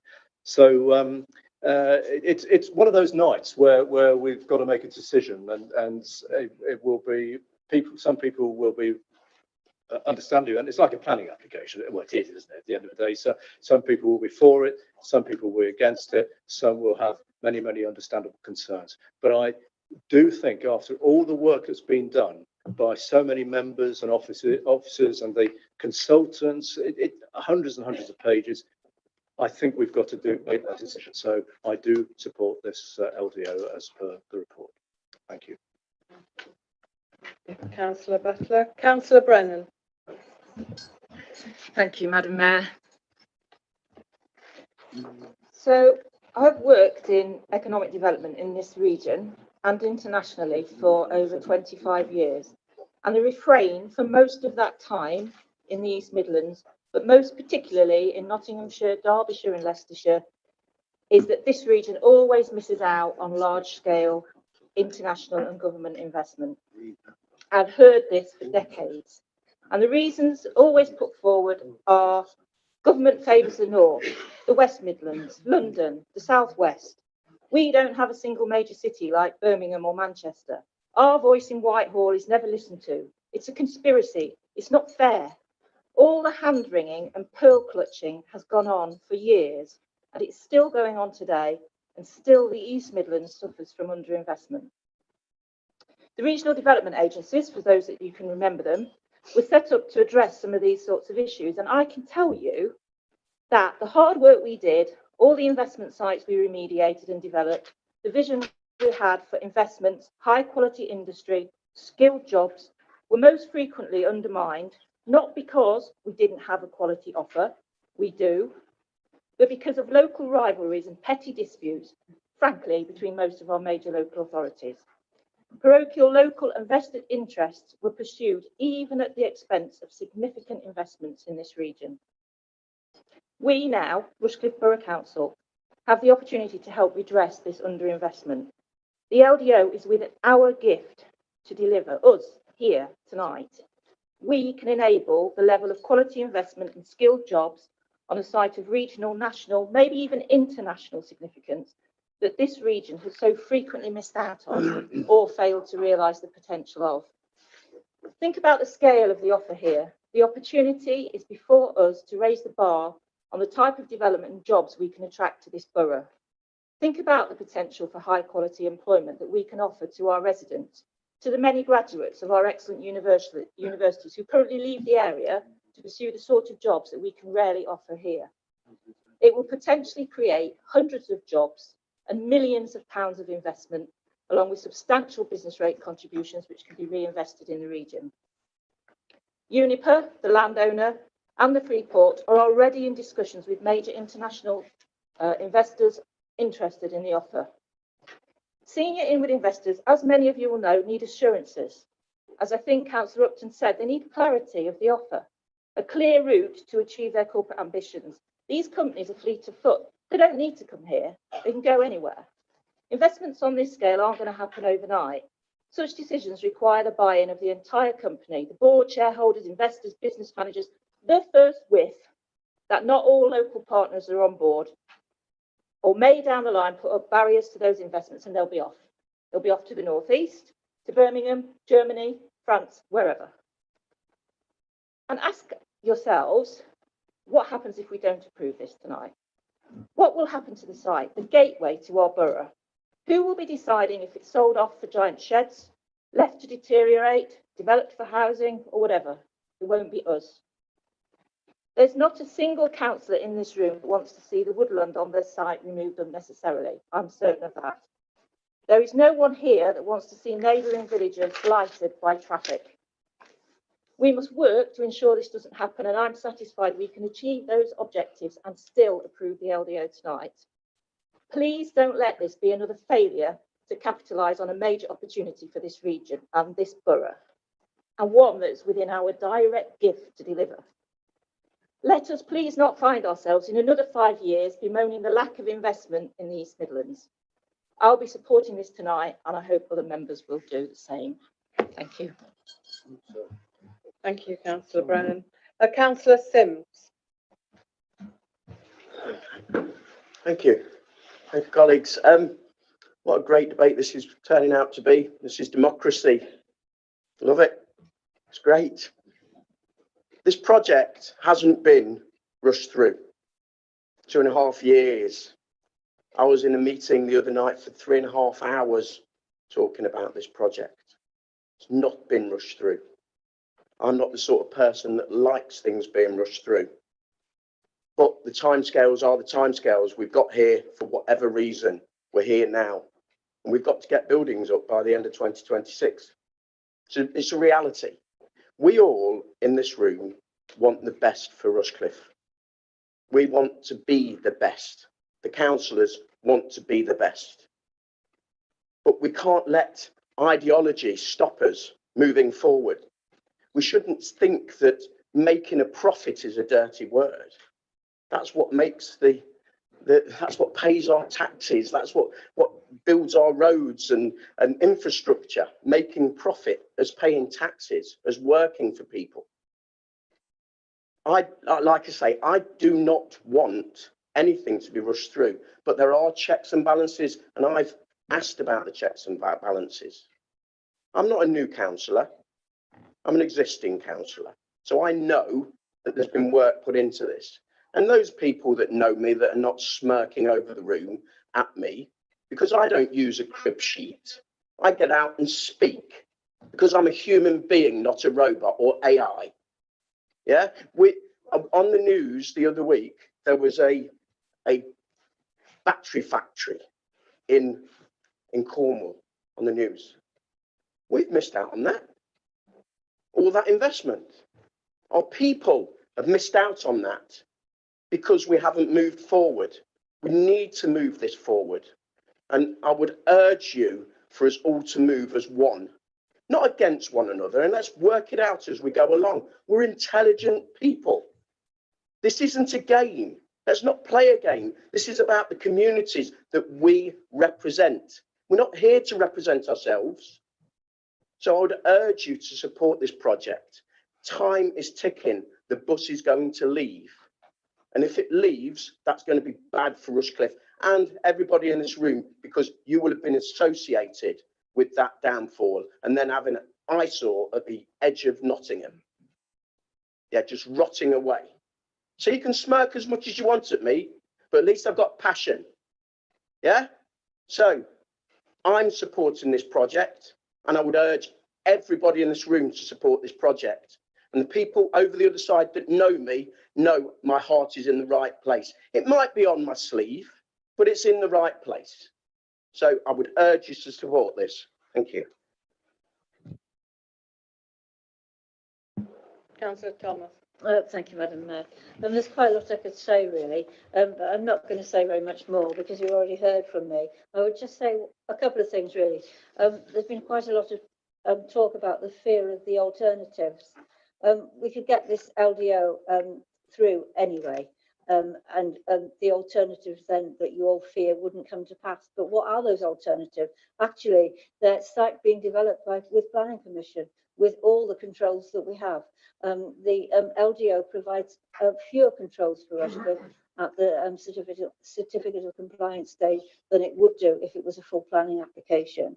There were many other things that I wanted to change on the LDO. I have been working. Well, I think anybody that's seen me and knows me knows that I've probably read all the documents, and I've brought up lots of comments all along the line that have helped to improve this, and will carry on doing so. I haven't raised all the other issues, all the other things that aren't happening, the cycleways, the solar panels on the roofs that aren't guaranteed, the fact that we're creating a giant car park, the fact that there's no overall site management plan for this site. They'll be parceling it up and selling it on as individual plots. I haven't mentioned all these things, but Gotham, you're frightened of logistics. Well, okay, logistics doesn't provide high quality jobs, but logistics doesn't provide as many car journeys through the villages either. So why is everybody so frightened of that? I think, you know, I'm disappointed really, because I thought I gave a way forward that would let this go forward in a way that I can support it, but I can't now. Thank you.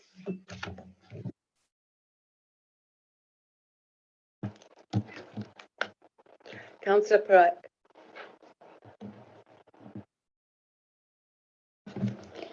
As a new councillor, I was asked to vote on the LDO and I had my apprehensions. So the whole of last week, I spent reading over 400 pages and burned the midnight oil. I've also been on a site visit and have asked questions about traffic, BNG, and also the loss of green belt. I've also asked the residents of Edwalton to comment on this LDO, and so far I've not received any negative comments or anyone who's against this.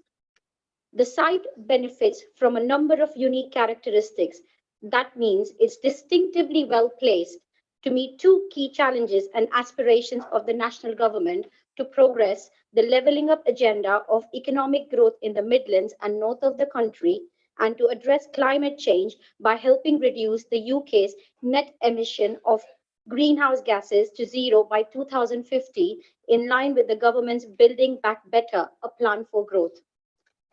Also, following the planned closure at the end of September 2024, the decommissioning and demolition of the power station buildings and infrastructure and any clearance and remediation activity will potentially be a very lengthy process. By accepting the development generally and as early as possible on the more open areas of the site will not only meet the Freeport objectives, but will retain an economically active environment around the power station. On other sites in the UK, redundant and unsightly former power station infrastructure with no clear future have been left for extended periods of time, creating derelict sites of significant scale and widespread impact on openness and character. I strongly believe bringing the development forward to the Freeport land would minimize the risk of such impacts occurring. As such, I would support the LDO. Councillor Clark, now would you like to, as I have another speaker? Sorry, Councillor Clark. Councillor Plenter. Councillor Plenter. Hello. I'll be brief. I don't have a script sheet and English is my second language, so I hope I get extra points for that. Democracy is a deliberative act. Democracy is not passive assent. We are asked today to debate, but we are preempting the decision of the debate that you cannot, but it is impossible that you debate to parameterize, even to slightly tweak this LDO. So we are debating in a Alice in Wonderland type of approach, sentence first, verdict later. I think the role of local government is not only to implement good politics, and that of course is open to a lot of interpretation depending on people's disposition, beliefs, core value system, experience. It's more about opening up the structures, opening up the space for all of us to participate, to co-decide, to co-form through open debate and free flow dialogue. We cannot have democracy, we cannot have meaningful debate when everything is preempt.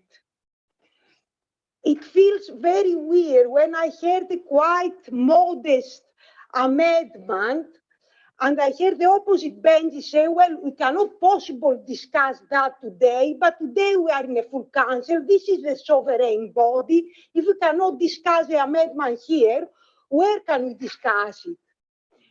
Now, in terms, because people say we shouldn't vote for based on our ideology. But what I hear was ideology, was a mantra that free market knows best, that business is innovative, and we should trust blindly by reducing democracy participation, safeguard conduits of interaction, and give all the power to the free market to do this decarbonization, this green growth, which is good that all the councillors are using this word. That shows that the green activists and the green movement has won, and the Overton window has changed, and these are words that are positively charged, but unfortunately they have multiple signifiers. They are suitcase words, and they can mean different things to different people. And I know we are not voting about the Freeport, but we have been told that the reason we need to speed up, the reason we cannot debate, the reason we cannot tweak, the reason we cannot parameterize is because of the Freeport. Well, I don't think Freeport and green growth, Freeport and sustainability go together. Freeport means no tariff. Freeport means tax breaks. Freeport means less planning regulations. Freeport means to a free economic zone outside the national boundaries and laws. It means less health and safety, less environmental regulation. Economy and the environment, they are not modularized and separate. They are in symbiosis, in synergy. They will either survive together or they fall together. And I do not think that we can have green jobs, we can have sustainable development, we can have an infrastructure in sync and in respect to the habitat in the environment under the paradigm of green port with less democracy. I do think that green politics and green jobs go hand in hand with democratization of our economy, with community wealth building, with cooperatives, with democracy, with community participation, with insourcing, with ethical supply chains. I'll end here because, I'll end because I've finished. I was just about to say 30 seconds to go. Thank you. We've got Councillor Birch. Yes, he spoke on the amendment, so he can speak. So Councillor Birch and also over there, yeah. Thank you, Madam Mayor. Just a few things. I'd like to agree with Councillor Sims that profit is good. In my opinion, the free market is the best economic system ever devised, and it's a good thing. So I respectfully disagree with the Labour Party on that one. On Councillor Gaunt's point about the local plan and how that made promises further down the line for certain issues to be ironed out. We have seen this before. I've seen it in microcosm in Bingham where I live, where in my opinion the developers have run roughshod over the citizens. It's happened in Eastleigh, it's happened in Bridlington, and I fear it's going to happen again here. I think the amendment that came before us was very reasonable, and its contents have actually been espoused verbally by many Conservative members, so I'm rather confused as to why it wasn't accepted. I cannot vote for the LDO as it stands, and I just want to address Councillor Brennan's points. I think a lot of us here have made it clear that we support the LDO and the concept of free ports, but specifically the LDO. It's not because we ideologically oppose it or not because we don't want investment in the region and all the good that goes with it. All we're saying is that we want it to be done properly, and we want provisions to be in place to address the concerns that we have, which is a perfectly reasonable position. But please don't mischaracterize me and others as being against investment, because I'm certainly not. I'm all for the jobs. I think it's very exciting. I just think it needs to be done correctly. So I just wanted to make that point to you respectfully. Thank you. Thank you. Councillor Ellis. Thank you, Madam Mayor. This has been debated extensively tonight. In fact, I think it's probably being debated to death. I would like to move progress on this, if I may. Thank you. If there are no more speakers, I will go to Councillor Clark. Thank you, Madam Chairman. Actually, I'm still reeling from Councillor Richard Mallender telling us about his fig leaf. But we're not actually trying to hide anything at all. This is about a huge investment, and this is about, as has already been stated, many high-tech jobs, high-skilled jobs, and the tax-free status of the Freeport is important, and it's not something that we must put at risk, because this is where the investment into this area is going to be coming in. Councillor Brennan, I spoke very powerfully, because I've said in the past in many forums on a similar basis, the East Midlands has always been viewed as somewhere that you can't agree on investment, and some people almost have the perception that, well, when you're travelling from London to the north, the East Midlands is the wilderness that you travel through to get to the north, because there isn't the investment. And why is that? Again, Councillor Brennan did intimate it's because we can't get together and agree on a way forward to attract that investment. This is a major opportunity for us now, so to do that. And we are doing it in conjunction with the other areas in the Freeport area as well. But primarily, obviously, the focus for Rushcliffe is the power station site. Councillor Upton mentioned before, and other people have said, you know, if we don't do this, we won't have the control. It's vital that we have the control, because if we don't, and if we miss this opportunity, we might not have those high-skilled, high-tech buildings if we haven't got that proper status of investment. We might end up with yet more sheds. And there are plenty of sheds on the other side of the M1, near the airport, the Segro site. You're talking up to 1 million square feet on several of those sheds. But we don't want those sheds. We really want to be standing alone. That's what Rushcliffe is known for getting things done and doing things well. And we want, and it's because of that reputation that people want to invest in us now. And investing are supposed to bring profit. There's sort of almost an intimation that, in fact, actually, Councillor Sims did touch on it as well. And I've said this before. Now, which company, tell me a company where their intention is to make a loss. For a fact, it's illegal anyway. But profit, it should not be a dirty word, because profit brings wealth and investment and better standards of living. So, point of order, sorry, could I just say, no one here has said anything about profit, not wanting profit. That's not been said at all. I don't know where you got that from. So can we just clear that? It was Councillor Sims who suggested we did. We like profit, it's great. I run a business, I own a business. Thank you, sorry. Okay, thank you. I don't remember naming Councillor Gaunt, so I'm not sure it's a point of order at all. However, continue. The clock's ticking. Yeah, well, yeah, but it paused when all that intervention took place. However, just to correct and put on record, Councillor Walker did actually talk about profit.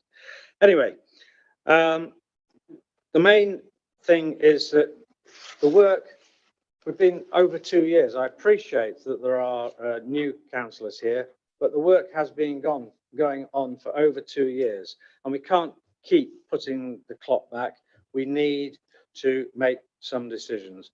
So, Madam Mayor, it is important, yes, that we do take into account, and yes, obviously we must be protecting our communities as much as we can, and yes, we must make sure that all these factors are taken into account, but we also need to be approving this LDO.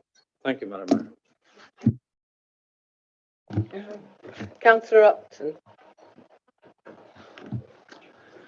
Thank you, Madam Mayor. Well, where to begin? An interesting and illuminating debate.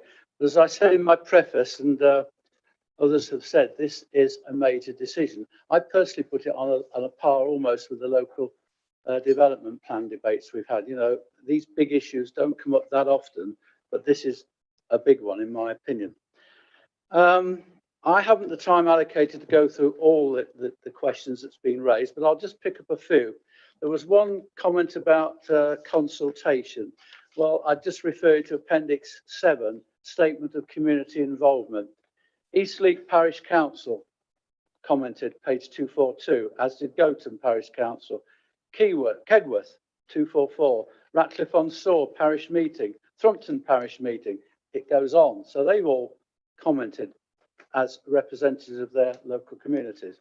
There's a website, there's been public exhibitions at Thrumpton Village Hall, Gotham Memorial Hall. Ward councillors have been on my local development forum. I could go on. I think if you read Appendix 7, Statement of Community Involvement, there's been a lot.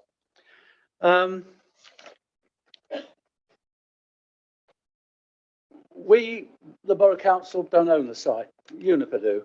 They work collaboratively and are working collaboratively with us. I mean, the whole thrust of this evening's debate, from my perspective, is by working collaboratively and trying to get the LDO, it's good for us because we get a control that we wouldn't have without the LDO. Somebody talked about, I think Councillor Clark, about warehouses. You know, I don't want to see warehouses on the southern part of the site. I'm quite happy to see them in a small area on the northern side. And that's what the LDO says. No warehousing, no logistics on the southern side. There aren't many good, well-paid jobs, I suspect. Not that many in warehousing. It's going to happen, whatever. The talk about the Freeport, it was signed off by the government on the end of March this year. So development is going to happen on the north and the south, the whole site, whatever we say, whatever we do. And I would much rather we manage that development through the local development order. Lack of democratic control I picked up on. Well, the next item on tonight's agenda, it's in there where through the LDO and the revisions, we have revised how the process of the certificate of compliance will be dealt with. And we enhanced it, I believe. And the final resort is it goes to the planning committee. So your democracy there. Insufficient detail, really. 437 pages. I personally don't want any more detail in this report. It took me nearly a day to read it a couple of times each. So I think there's more than enough detail. The rush to 2026, somebody said, the Freeport date. I have no certainty that the government will extend the date. It's not in my gift or any of our gifts. I can't look in the looking glass and say what government's going to be in power next year or whenever. I'm dealing with facts today that's on the table today, not what may or may not happen. So the date is September 2026, end of. The Gigafactory is only an illustration, an artist's impression of the worst case scenario when the whole of the southern site would be covered in one great factory. It's an impression of the worst case scenario. When the detail comes forward, it could be 1, 2, 3 different factories. You could keep the central line of trees in the middle. You know, that's the detail. That's not for tonight. That's for officers and us to decide when the applications come in for the certificate of compliance. So they're illustrations. Traffic, I personally believe, and I thought I tried to hint on it, phase 1 is all we're talking about at the immediate future. Phase 1, and that'll be a year, 18 months down the track, I think, before you see spades in the ground. But yeah, as the power station decommissions and potentially and has lost employees, the numbers of vehicles going in and out to the power station site, there won't be any more vehicle movements while phase 1 is up and running. And in terms of local roads, You have 30 seconds left. in terms of local roads, I wouldn't want to see major developments on those. I'd rather have safety, small issues and small improvements. Thank you, Madam Mayor. I'll just finish off with, I think, what was my final thing. Yeah, just to reinforce the point, I urge you to vote for this because, as I've said, It's better we are in control than not in control. Madam Mayor, do you want me to read the recommendations or take them as I read? Okay, thank you. I'll stop and I urge people to vote for the LDO. Thank you. We're going to have a recorded vote, and it's on the recommendation on page 11, A, B, C and D. Okay, thank you. Thank you, Madam Mayor. Councillor Billing. Abstain. Councillor Birch. Against. Councillor Bird. Councillor Brennan. For. Councillor Brown. For. Councillor Butler. For. Councillor Calvert. Against. Councillor Chaplin. Against. Councillor Chewings. Against. Councillor Clark. For. Councillor Cumberlack. Councillor Cotty. For. Councillor Della. Councillor Eddybean. For. Councillor Ellis. For. Councillor Fletcher. Against. Councillor Gaunt. Against. Councillor Georgiou. For. Councillor Gowland. Councillor Grocott. Against. Councillor Inglis. For. Councillor Richard Mallender.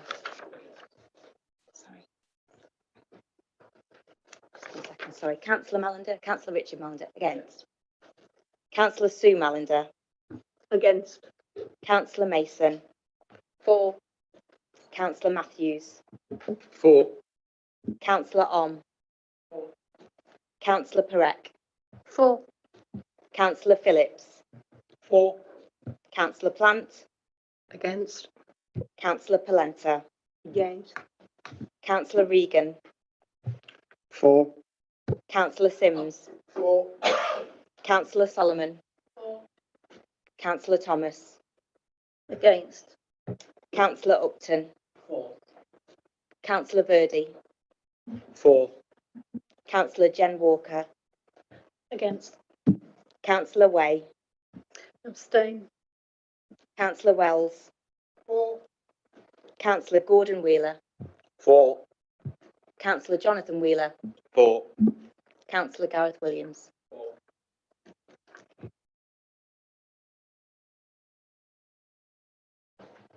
Thank you. I declare that the vote is carried. I would now like to just have a 5-minute break, a 5-minute comfort break. If you could be back by just before 10 past. It's slightly different from my watch, but by that clock, just before 10 past. Thank you.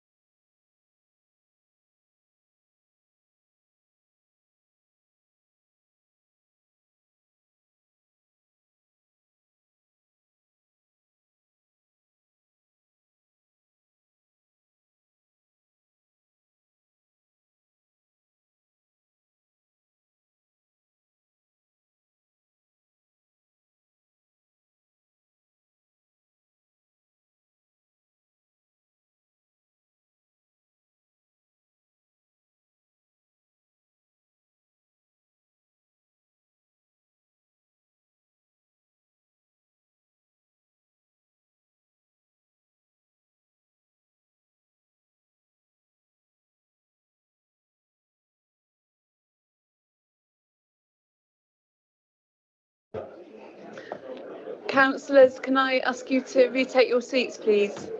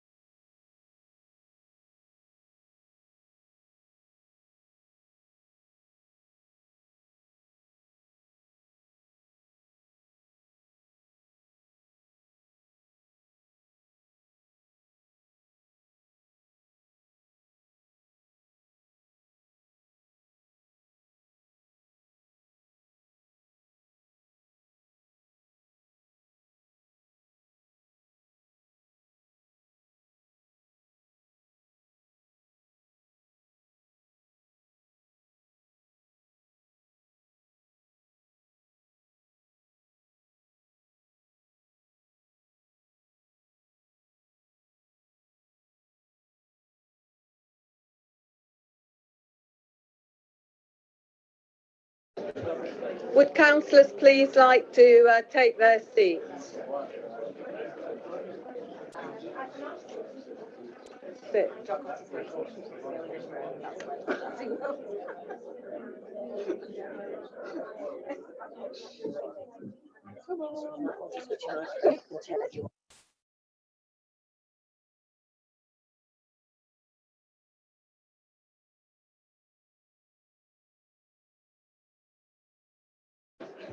Right, thank you. I'm sure you're all sitting, are you? Not quite, but nearly. Well, I'm going to start. We're just before we get to item 11, I would like to just ask Councillor Gowland to say what she needs to say. Thank you. Thank you. I really hoped that tonight we were going to be the 42nd council to pass the motion I put forward on behalf of Terry Galloway, but I'm aware that there's a plan to amend the key words in it tonight.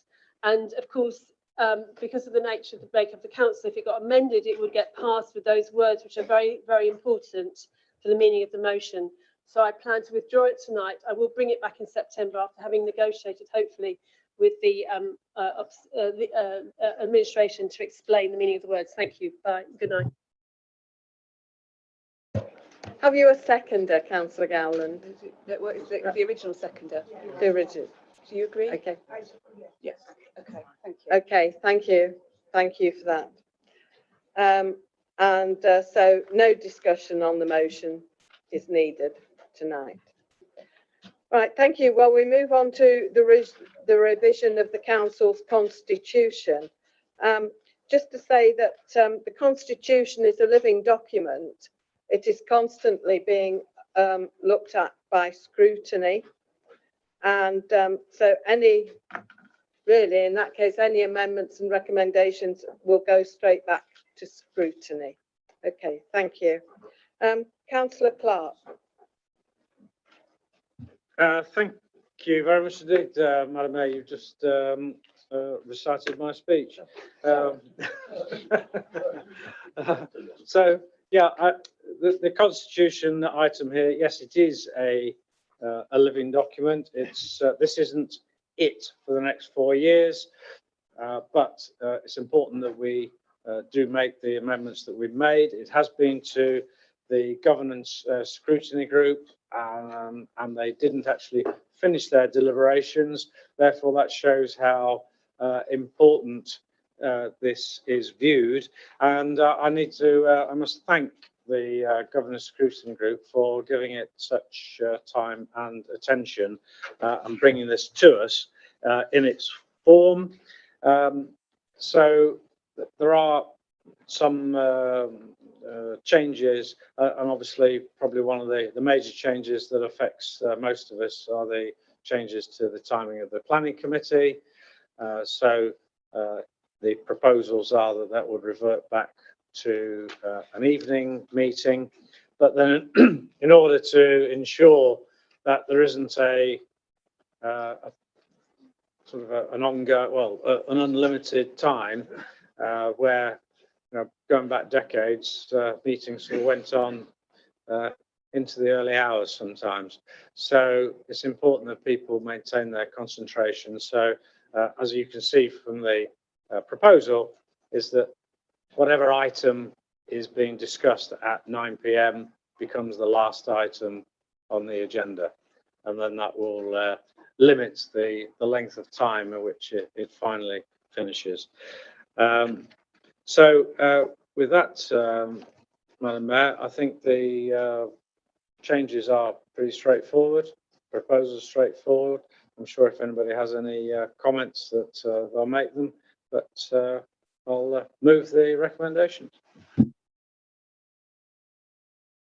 Yes, I second that and reserve the right to speak. Thank you.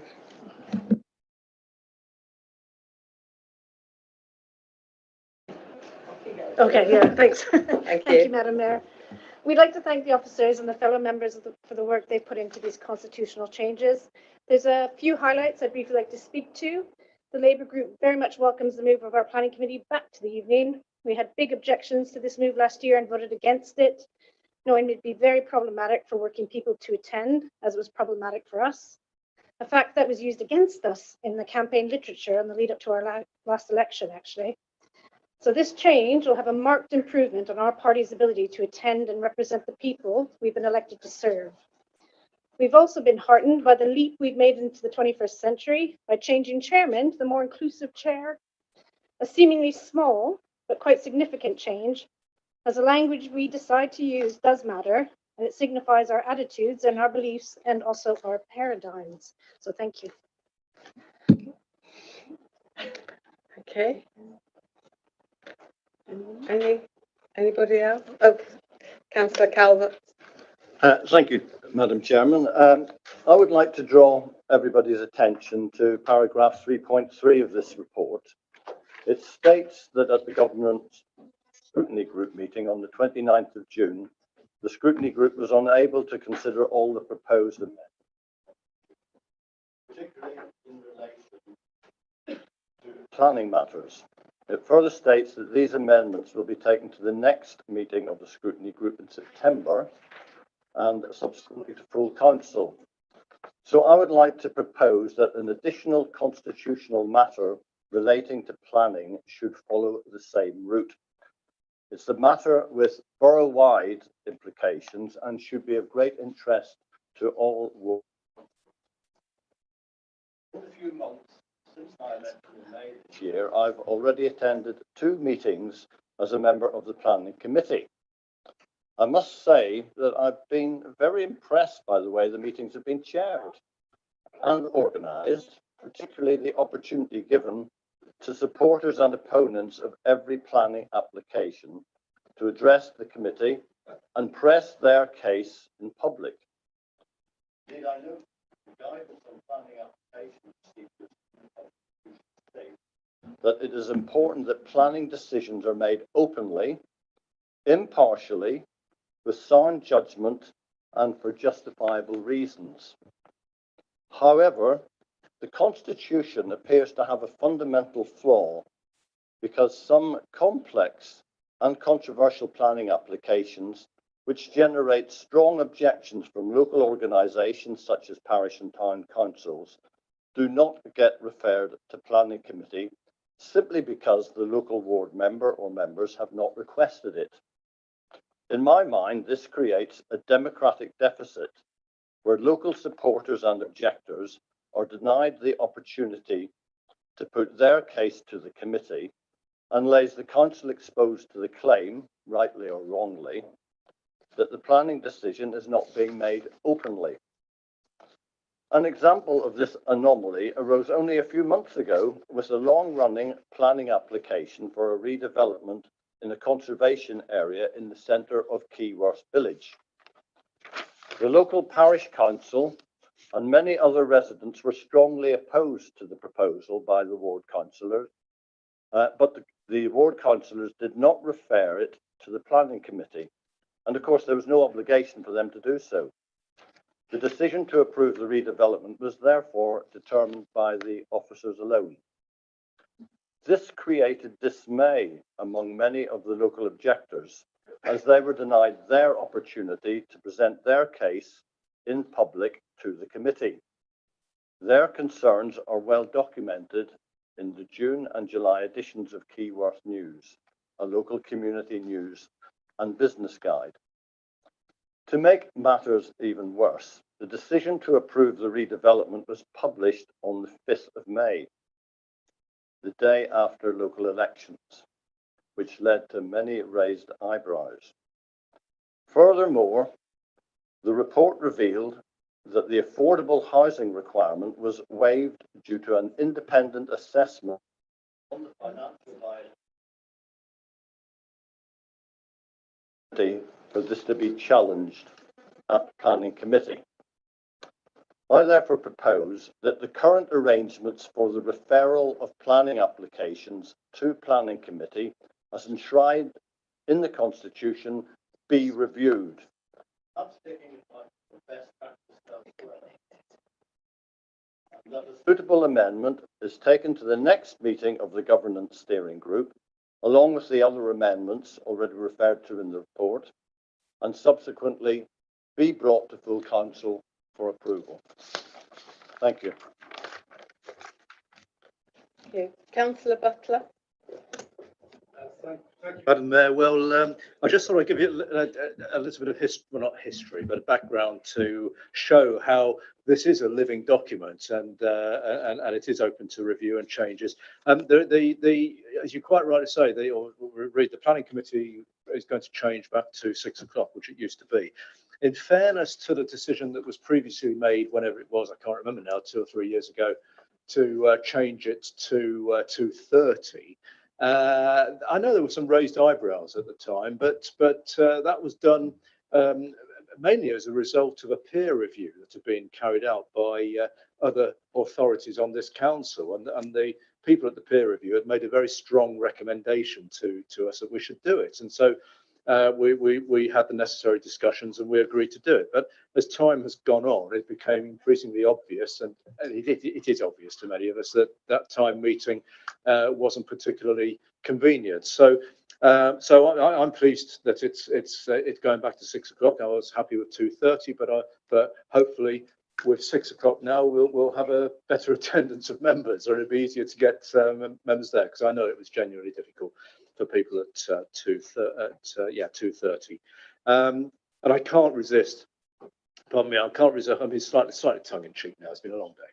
But one of the other suggestions on this, or one of the recommendations on here, is a reference to chair, chairman, and all the rest of it. Just for the record, as the chairman or the current chairman of the planning committee, I would be more than happy to continue to be referred to as chairman and not chair. But I appreciate the fact that people have a choice come the day. Thank you, Madam Mayor. Thank you. Councillor Richard Mallender. Thank you, Madam Mayor. Yes, happy to support the proposed changes that are being put forward. Thank you very much to councillors here and ones who have since stood down for all the time they've put into this, and for the officers for putting work into it as well. There is a little bit, where are we? I'm not going to give you the page reference. Oh my God, it's in tiny print. Hang on a minute. Where are we? Oh, it's a bit about comments being made in writing to do with planning. About comments had to be returned in writing and returned to the department 21 days, etc., etc. I was going to etch them onto a small pyramid in hieroglyphs, but I assume that in writing also means electronically through the portal that comments can be received as well. Is that correct?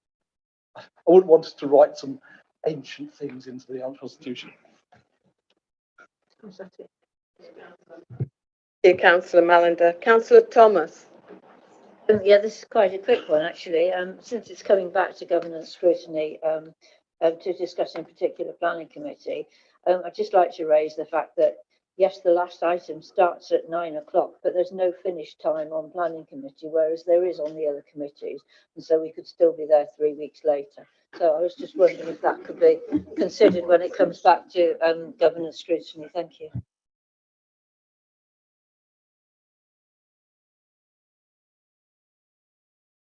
Councillor Adivine.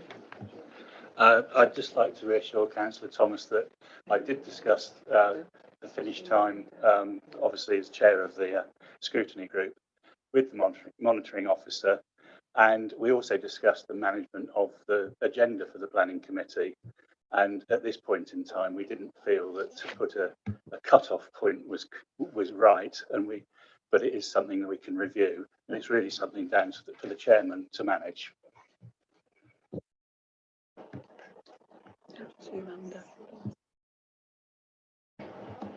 Councillor Sue Mallender. So, thank you, Madam Mayor. And again, I'd like to thank everyone who's worked on this, both officers and councillors. Constitutional reviews are always not my cup of tea at all, so I'm very impressed with you all. And I'd also like to agree with Councillor Walker that it's very good to see that we've come into the 21st century, or even the 20th, and are using the word chair instead of chairman and so on. And I realise that might not be some people's choice, but it's really good to be given the choice. I certainly have experienced this many a time. When I was mayor, I remember going to an event where someone said to Richard, member of the public, said, "How come when you're mayor, she's got a bigger chain than you?" So even when we are called a non-gender specific term, we still have the same problem as women. And I'm also very pleased to see the change in the timing of planning, because although I do remember that it was some recommendation by people, but I think they had certain views that I also didn't agree with when they made their recommendations. It was certainly a concern that not only councillors who work full-time in the day, as most people do, like myself, and many other members of the public. There were members of the public who also could not attend those meetings because they were at work. So it's really refreshing to see that we're starting a little earlier than the 7 o'clock we used to when I first came onto this planning committee at this council, but an earlier time than that, but certainly in the evening. So thank you very much for those changes that have been made. Thank you. Thank you. Is there anybody else wishing to speak? Councillor Way. Thank you, Madam Mayor. I'd just like to make a point about the bit of the Constitution on page 28. It is talking about the makeup of the people who look at the certificates of compliance for the LDO. I think we've done the LDO to death this evening, so I don't propose to say any more about it. But I would like to see the governance look again at including the neighbouring ward members for any certificates of compliance, because there could be times when they are more impacted than the ward that it is actually in. Thank you.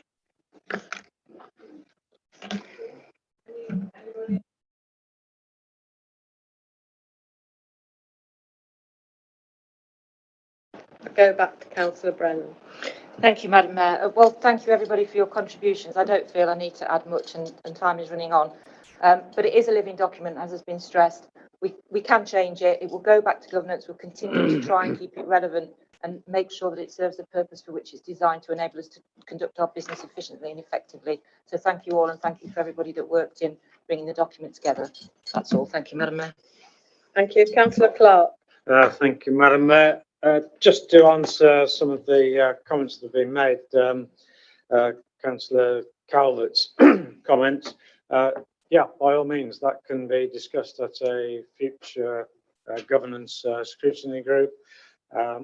So, I mean, if you make whatever approaches are necessary in order to ensure that those are made. In fact, you reminded me that I have a couple of things that I ought to note to the chairman of the governance scrutiny as well, that I think need addressing. So there we go. And that illustrates it is a living document. As I say, it's not set in tablets of stone. Councillor Thomas, this potential cut-off, absolutely not in favour of that. And Councillor Edavine said, you know, if you manage the meeting, you wouldn't put a long, or what you believe to be a contentious long item, you wouldn't put down as item number 4 or 5 or 6 or whatever on the agenda. You make sure the big items are on first. And the reason why I am absolutely against that is I remember going back several years, there was a cut-off time for the planning meeting. People started, or the committee started discussing an item, and it got to within sort of 10-15 minutes of the cut-off time, and people started, or members started saying, oh, come on, we've got to get the vote done before the cut-off time, so let's just vote and not discuss it anymore, which they did, which prompted a complaint from an aggrieved party who said that didn't go the right way because you just rushed it because you had to get the meeting finished, and I'm not happy that you didn't discuss it properly. So that's why I'm against that. And Councillor Way, yeah, neighbouring wards again, that's something that the governance scrutiny group could discuss. So, Madam Mayor, it sounds like there's lots of discussions still to take place, which again, I repeat, illustrates it evolves. It's not set in tablets of stone, but we've got where we are so far. I'm grateful to the scrutiny group for doing what they've done so far, and it's work in progress. Thank you, Madam Mayor. Right then, thank you for that. We'll go now to the vote. All those in favour?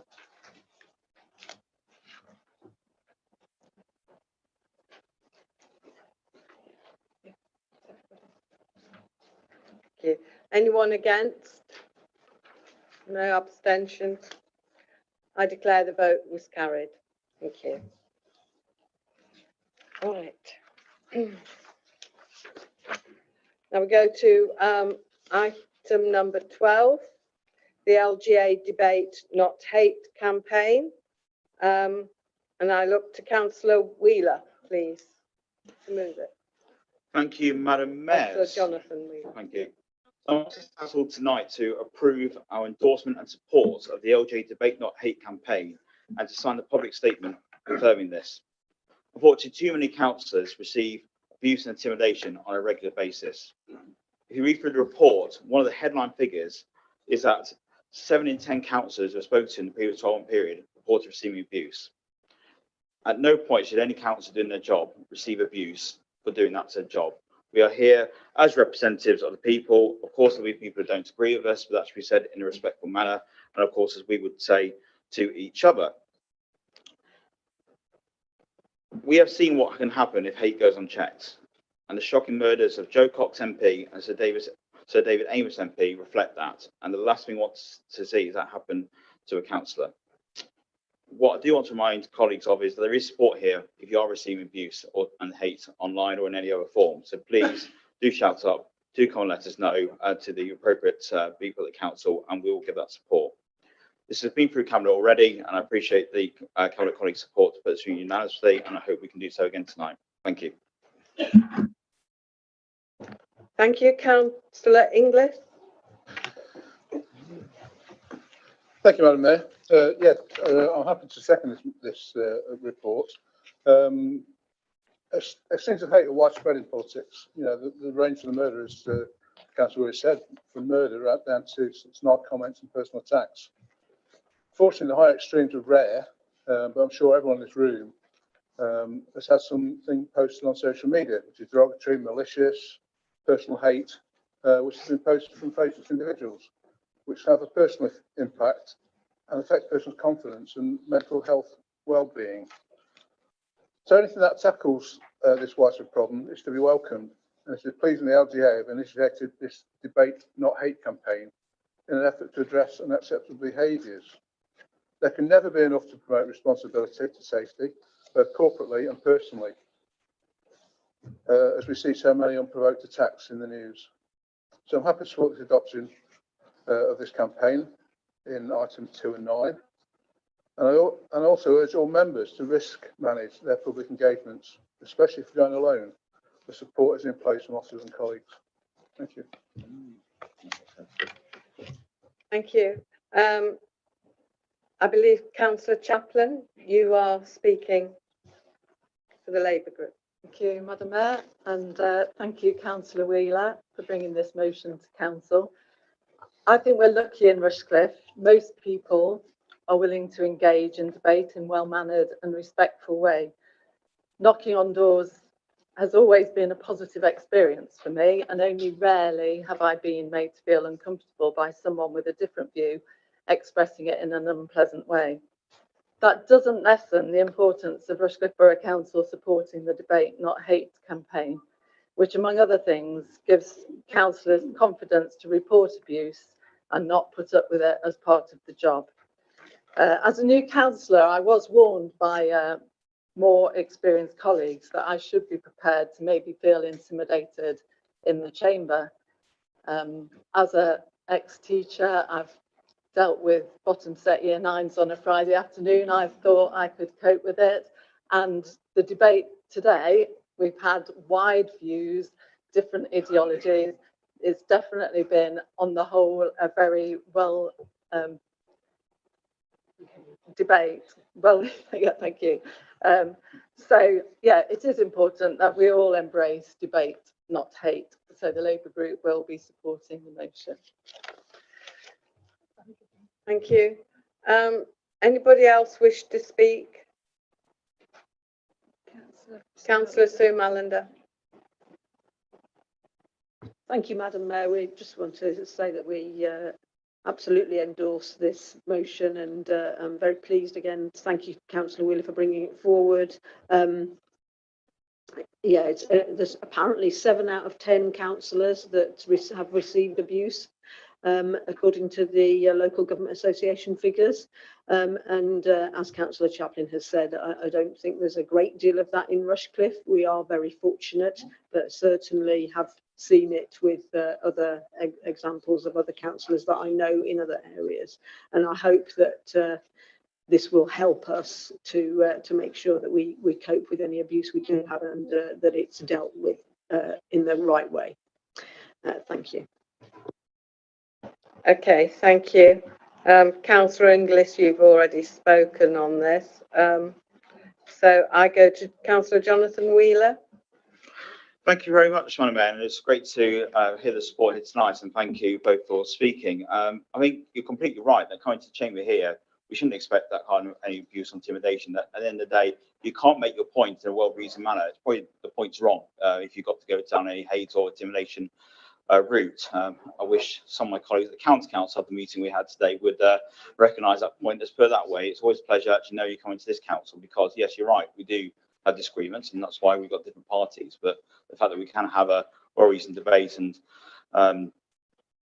have the opportunity that everyone can speak without fear of speaking, being to get shouted down or abused, I think is absolutely right. So completely endorse the comments you made this evening, and like I say, hopefully going forward we can reduce the abuse that our colleagues face online if it's not here in this chamber, but other council settings, and really hope that the signing this online commitment makes that difference. So thank you very much.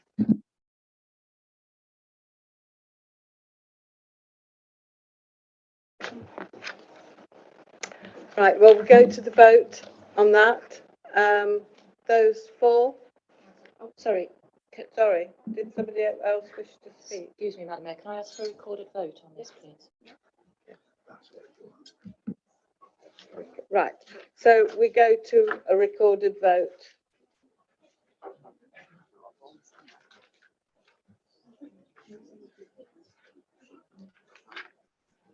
Sorry, Gemma. Are you okay? I've got one, yeah. One you prepared earlier? Okay. Okay. Councillor Barney. Is for. Councillor Billing. For. Councillor Birch. For. Councillor Bird. Councillor Brennan. For. Councillor Brown. For. Councillor Butler. For. Councillor Calvert. For. Councillor Chaplin. For. Councillor Chewings. For. Councillor Clark. For. Councillor Cumberlack. Councillor Cotty. Councillor Della. Councillor Edivine. Councillor Ellis. For. Councillor Fletcher. For. Councillor Gaunt. For. Councillor Giorgio. Councillor Gowland. Councillor Grocott. For. Councillor Inglis. For. Councillor Richard Mallender. For. Councillor Sue Mallender. Councillor Mason. For. Councillor Matthews. For. Councillor Om. For. Councillor Perec. For. Councillor Phillips. For. Councillor Plant. For. Councillor Polenta. On. Councillor Regan. For. Councillor Sims. For. Councillor Solomon. For. Councillor Thomas. For. Councillor Upton. For. Councillor Verdi. For. Councillor Jen Walker. For. Councillor Rex Walker. For. Councillor Way. For. Councillor Wells. For. Councillor Gordon Wheeler. For. Councillor Jonathan Wheeler. For. Councillor Williams. For. It's unanimous. Thank you. So, thank you. The vote is carried. Thank you very much. Now that, unless the meeting is extended, there is not going to be time for the motion to be discussed. So I think we will go to the questions, straight to the questions, please. We should vote on whether we continue the meeting, don't we? That's in the constitution, isn't it? Somebody needs to. I'd like to propose that we vote on whether we continue the meeting or not, please. Are you Extend the motion. proposing that you want to? I propose that we listen to the motion and extend the meeting.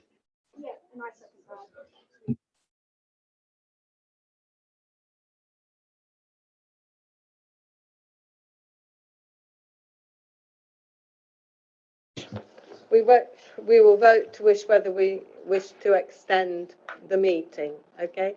We'll go straight to the vote. Do we wish to extend the meeting? All in favour? Yeah. Okay, That's fine. So we'll extend the meeting. okay, anybody against? Okay, abstentions just for And the the, meeting will finish at 10:30. okay. I declare that the vote is carried and the meeting will finish at 10:30. Or before. Yes, you don't have to keep. I can assure you, do not have to keep talking until then. So, I think, though, to make sure that we'll just change the times that people can speak, and it will go to 5 and 3. Okay. Yeah. I think that's reasonable. It seems to make sense to me. Okay, so after all that, we go to the notice of motion to be put by Councillor Chewings. B, on page 8. Your page 8. Oh, my page 8, not yours. Sorry about that. Councillor Chewings. Are we placing the motion on the screen, or is it not working now? Yeah, okay, thank you. It's warming up. Just like myself. Thank you, councillors. I'm pleased to see that we've extended the motion, or extended the time tonight to allow this important motion to be discussed. Today we gather to consider an important issue that is integral to the welfare of our borough and the future of our environment. As our society continues to evolve and embrace a more sustainable approach to life, there is a pressing matter at hand which requires urgent attention, which till now is still waiting for Rushcliffe to determine. I'm referring to the need to introduce curbside glass collections across Rushcliffe. Today, I stand here not as opposition, but as a representative of the people, calling for change and demanding the transparency moving forward. Glass, a material used in every household, is often treated as a disposable entity. Its wastage has major implications for the environment and is a front to sustainable waste management. Our current system, which merges glass waste and general household refuse, is not just a wasteful practice, it is also an unfulfilled opportunity. How can we allow this precious resource, which is endlessly recyclable without compromising its quality, to be buried either in landfills or incinerated? By doing so, we are not only squandering natural resources, but also placing undue strain on our waste disposal facilities. Let us consider the benefits of introducing curbside glass collection. Firstly, it promotes environmental sustainability by conserving energy and reducing greenhouse gas emissions. In essence, it is a potent tool in our ongoing battle against climate change. Secondly, it significantly reduces the amount of waste sent to landfills and incinerated, thereby addressing the ever-increasing issue of our waste sites and extending the lifespan of these facilities. Thirdly, a separate collection of glass allows for its effective recycling into new products. This directly reduces our need for virgin materials, conserving natural resources and minimising the environmental impact. Fourthly, curbside glass collection creates an opportunity for economic growth, fostering the development of the recycling industry, creating jobs within our community and potentially leading to long-term financial savings by reducing waste management costs. Finally, and perhaps most importantly, a well-executed curbside glass collection scheme encourages community engagement. It empowers individuals, giving them a chance to contribute to a more sustainable future. This fosters a sense of environmental stewardship and civic pride. Let us remind ourselves of the words spoken by the previous leader of Rushcliffe Borough Council, Simon Robinson, back on the 2nd of March, when he was leader of this council. During the budget, he committed £2 million to invest in new waste vehicles, and he said, I quote, to make sure that Rushcliffe remains absolutely #1 for recycling in the county, again providing the very best recycling services anywhere. He said that on record. I ask, how can we claim to be the best? How can we say we're #1 when we're failing to collect and recycle the most commonly used materials? It is time we stop basking hollow claims. The current administration must realise that its empty promises have consequences, and it is time for real action. The clock is ticking, and the opportunity to correct our course is slipping away. We must seize the moment and make a difference before it's too late. I urge you to support this motion for curbside glass collection, not for political gain, but for the future of Rushcliffe and the welfare of generations to come. It is high time we turned our words into action and our promise into reality. Let's pass this motion and move to a feasibility study for the curbside glass collection. Thank you.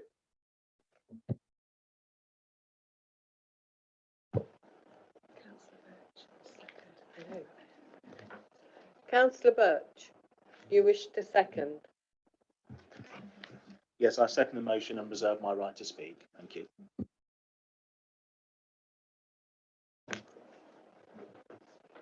Right, okay.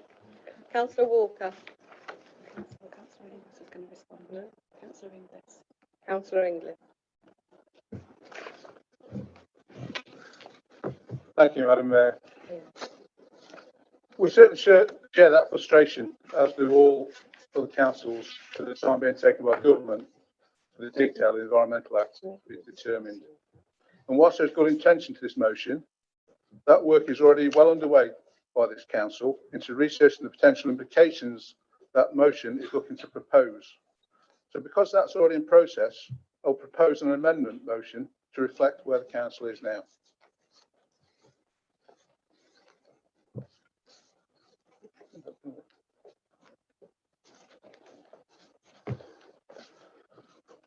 So that amendment motion is Rushcliffe Borough Council resolves to work in partnership with Nottinghamshire Joint Waste Management Committee, the JWMC, to continue the study which commenced in 2022 to evaluate the practical needs, expenses and potential effects of introducing curbside glass collection in Rushcliffe, subject to the implications and requirements of the Environmental Act.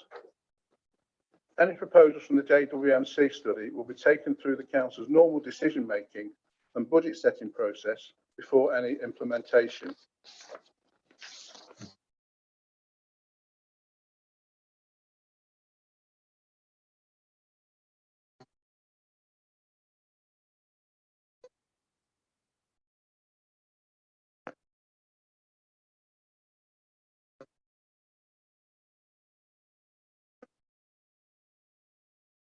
For 2,500 tonnes of colour separated glass each year, and that's comparable to many of the other curbside schemes operated in the region.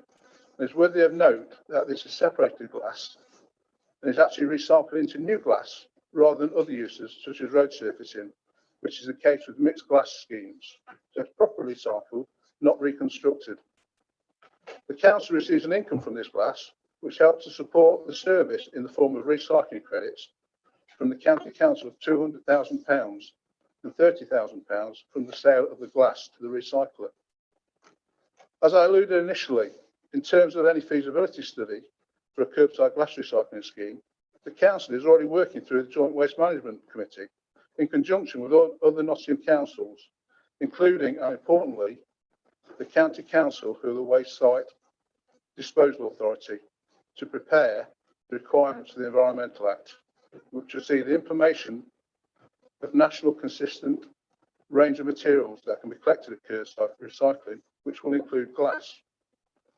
It's vital that this work is done through this forum, so we can take the waste system approach across the whole of Nottinghamshire, which considers both collection and disposal arrangements.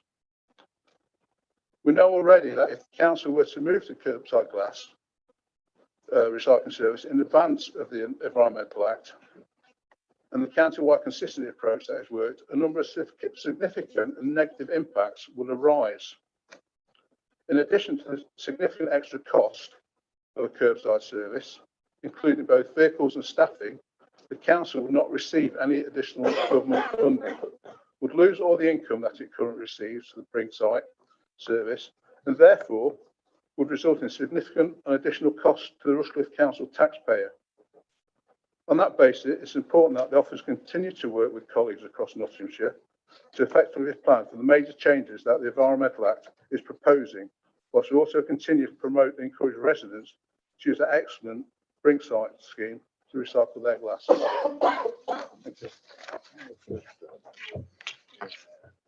Okay. Carys is raising a point of order. Point of order, Madam Mayor.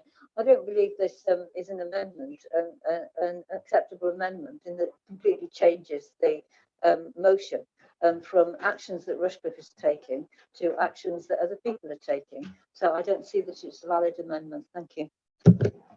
Okay, well, it's up to Kia. What does Kia think? Councillor Chase? We need a seconder for the amendment, isn't it? Oh, yeah. We've got a Seconder for the amendment. Happy Councillor to Wheeler. second, Madam Mayor, reserve my right to speak. Okay. Okay. You accept it or not? And do you accept the? No, I don't. Right. Okay. So, Madam we Mayor, have- Madam Mayor, just a point of order. Can we just have some clarification? I'm assuming or understand, following Councillor Thomas's intervention, that this has been passed as valid by the monitoring officer. Am I correct in that? Yes. Yes, that is correct. So Councillor Chewings does not agree, and the amendment then becomes a substantive motion. We're going to discuss the amendment now. We're going to discuss the amendment now. Councillor Chewings. Thank you. I would like to speak against the amendment.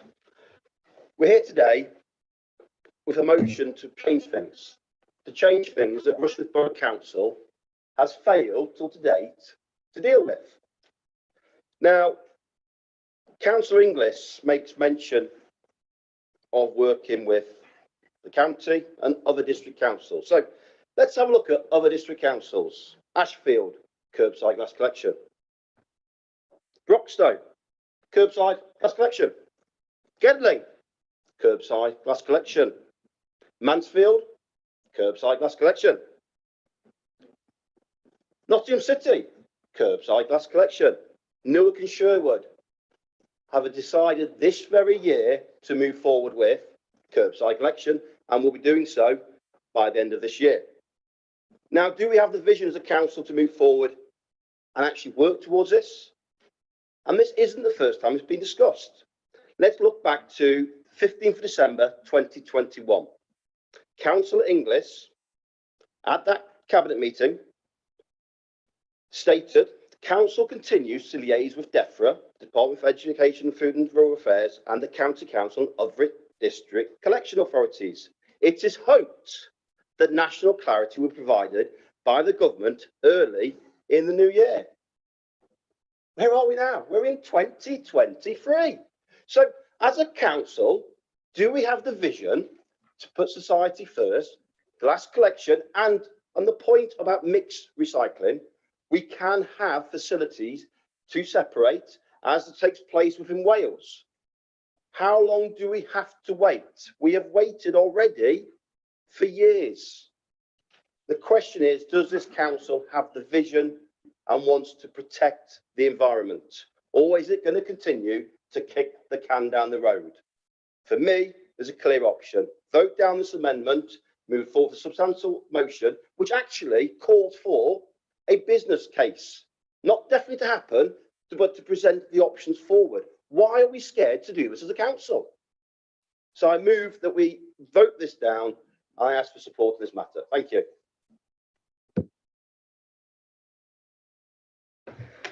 Thank you, Madam Mayor. Councillor Ellis. Thank you.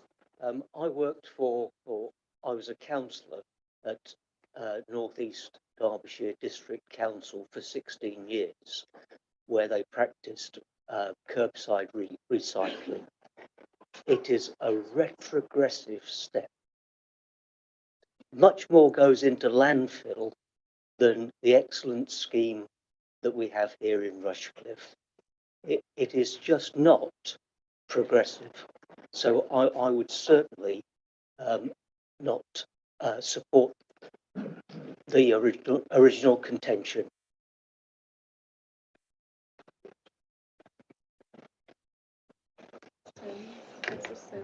Councillor Sims. Councillor Ellis. Those of you that know me know Excuse me, could Councillor Ellis still just switch his? Thank you. Those of you that know me know I've invested a lot of my own personal money in green technology in my own house. So nobody can accuse me of not being environmentally friendly. Before I start this, I just thought I'd qualify that. My understanding is that glass recycling is actually not beneficial to the environment because it's a recycling rather than reusing. When I go to Germany, plastic bottles, you take it to the supermarket, and I go to Germany a lot, put it in all the supermarkets, collect all the plastic. Same with glass. When I was a little kid, we used to go around collecting the bottles of pop and taking them to the shop to get some extra money. Yeah, but we don't do that anymore. We live in a throwaway age. Recycling. Well, is there any benefit to recycling glass? And my understanding is there is very little benefit to recycling. Reusing, I would support. Now, let's go on to the next thing. Actually, looking forward, curbside collection has been done a long time, so it's nothing new. It's not, you know, groundbreaking. Let's go for it. It's something that's been done for a lot of times by a lot of councils that waste a lot of money. Nottingham City, massive debts, waste a lot of money.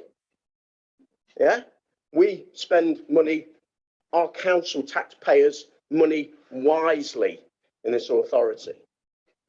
That's why we're the lowest council tax in the borough, in the county, as a borough. Not, we don't waste money for ideological projects. There is no benefit. And as much as I'd love my glass to be picked up because it would save me having to trundle 50 metres to the local bottle bank, I don't mind doing that. And I walk, I don't take my car. I walk there.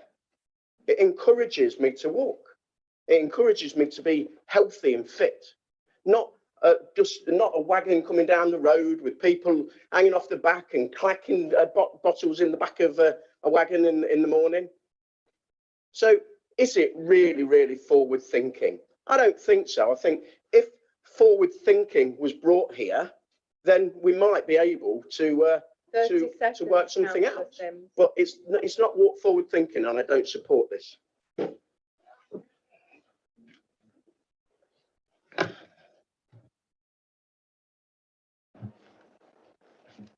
Councillor Grocott.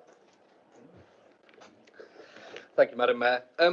We're getting into the debate about whether we want curbside glass collection or not here, but it seems to me that both the motion, original motion and the amended motion are talking about an investigation of whether it's feasible and the benefits of, even if there clearly seems to be certain preempted views about what those conclusions are going to be from different sides.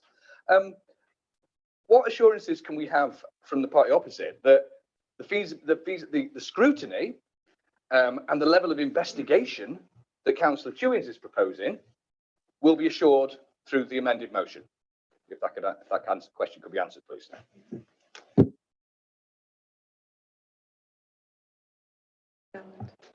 Councillor Gowland. Thank you. I wasn't going to talk because it's been a long night, but rest assured, it is more efficient to recycle glass because otherwise you have to dig a load of stuff out of the ground.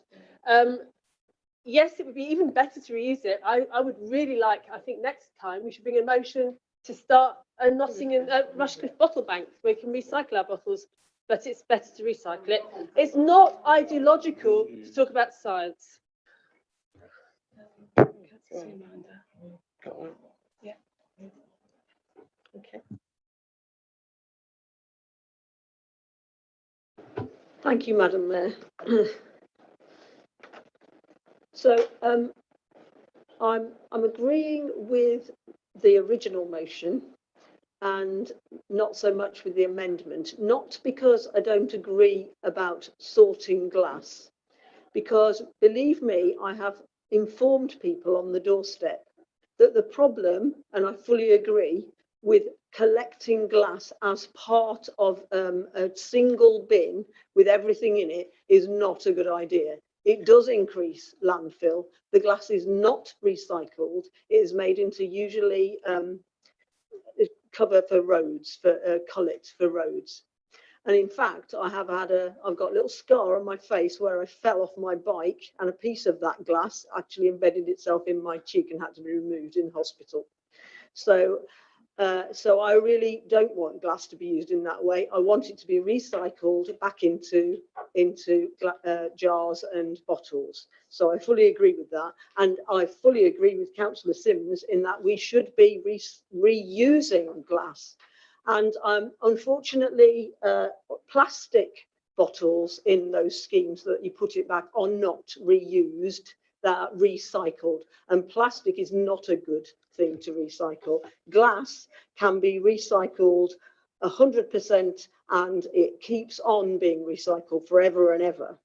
It cuts air pollution by 20%, related water pollution by 50%. So we should be properly recycling glass, or even better, reusing it.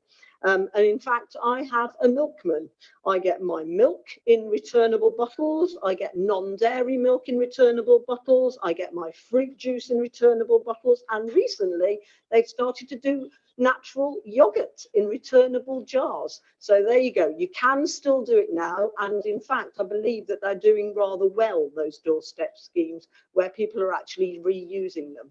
My daughter lives in Switzerland, and there's none of this single-use plastic in the environment, because all the cafes use returnable cups with the deposit on them. So we haven't got all those single-use coffee cups and things like that in Switzerland. So, however, what I'm worried about with this amendment is the bit about the budget setting. So I'm thinking it's going to say, I'm sorry, it's going to be too expensive. So that's what I'm worried about. I think we should have a feasibility study now, and we should make sure that that glass is sorted on the doorstep, not just part of that. But I think it's important to have the study. Thank you. Thank you. Councillor Birch. Thank you. Before I start, I'll just correct a couple of things that Councillor Sims mentioned. Recycled glass does consume 40% less energy than making new glass. That is a statement of fact. There's numerous sources for that, so it does use less energy. I congratulate you on your glass recycling workout routine, which is obviously doing you a lot of good. But if you're elderly or disabled, it's particularly difficult to get down to a glass recycling centre. I personally live quite far from one, and it would be a great improvement to the quality of life of Rushcliffe's residents if we had curbside glass collection. I would be interested in a source for Councillor Ellis and Malinda's assertion that most recycled glass goes to landfill. I'm not sure that's true. I'm open-minded, but I'm not 100% sure that is true. I believe this motion is very sensible. It doesn't commit to anything.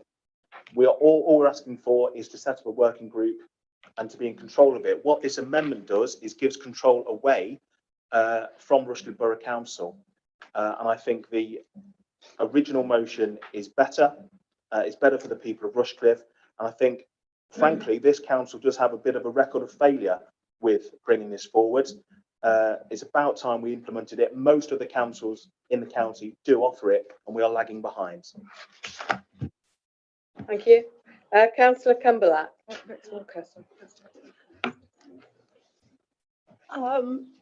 Yes, with regard to the amendment, yes, I'd be happy with that. What I am concerned about is, though, I am not happy with curbside glass collection. Nobody has mentioned the fact that you're putting weapons on the street. We have antisocial behavioural problems, and therefore I do not want to see glass collected at the curbside. Thank you. Councillor Walker. Sorry about you. No, not at all, Madam Mayor, and thank you. Having listened intently upstairs on YouTube to item 10 earlier, I'm feeling a bit of a sense of reverse deja vu, because I'm going to say I'm all in favour of glass recycling, but not at any cost. And this has been rushed. We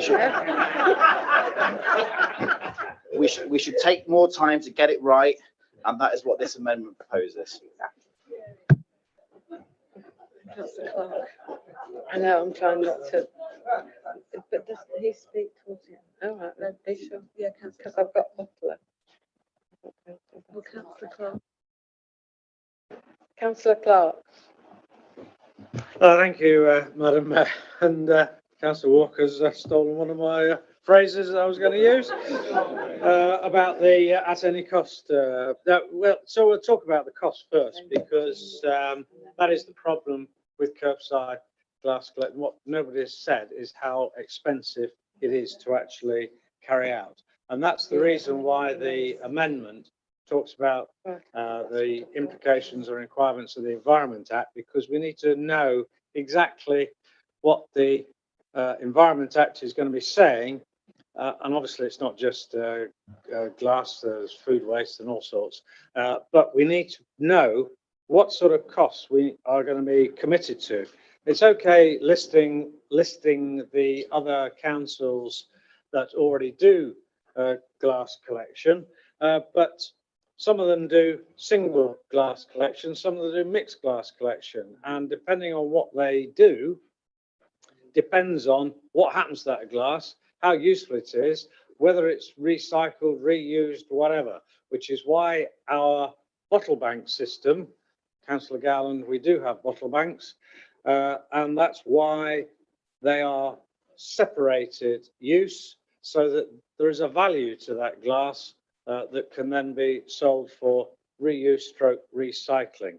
So it's important that we find out exactly what the implications are first, what the costs are, and in answer to Councillor Grockock's question, yes, absolutely, this is something that can be looked at in terms of, because scrutiny doesn't always have to be about criticising or contradicting something. As far as I'm concerned, scrutiny can also include policy development as well, and therefore it's something that a communities scrutiny group can look at to see what are the benefits and the costs, etc., of conducting curbside collection. And Councillor Combalak touched on it, but glass gets broken and glass ends up on the pavements sometimes, etc. So all these things have to be taken into account.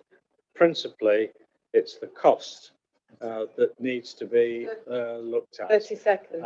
Because a lot of these other neighbouring authorities, yes, they might be carrying it out, but boy, oh boy, their council tax is a lot higher because things like that cost a lot more money. So let's just get the amendment passed so we can actually then persevere. Thanks, Madam Mayor. Thank you, Madam Mayor. Actually, most of my points have been made. I was just going to point out that we have quite a lot of bottle banks around the borough. I know whenever I go to ones near me, they're sometimes overflowing, but certainly there is capacity there, and they are split into a different coloured glass. And we've heard this evening what happens to it. So they are well used. And also, just to try and assure colleagues who may be a little bit newer on the council about recycling in general, that if we do the amended motion, this will be taken seriously and it will be looked at and it will be studied carefully. But don't forget that good old Rushcliffe has a pretty good reputation in recycling as a whole. We've heard the statistics from the other districts and boroughs tonight, but I'm just looking up on the website here. Recycling rates: City of Nottingham 27%, Broxtowe 28%, Mansfield 33%, Newark and Sherwood 33%, Gedling 34%, Ashfield 36%, Rushcliffe 49%. So I appreciate that is general recycling, but so the suggestions and requests made about glass recycling are understood, but this amendment will help, I think, ultimately get to probably a result that people are wanting to achieve in terms of glass recycling. Thank you. Thank you. If there's nobody else, Councillor Jonathan Wheeler. Can I request a recorded vote for this, please? Thank you. Okay. Thank you, Madam Mayor. I think everyone's in agreement from what I hear that we need to be recycling more. I think what the key thing here is about is how we do that.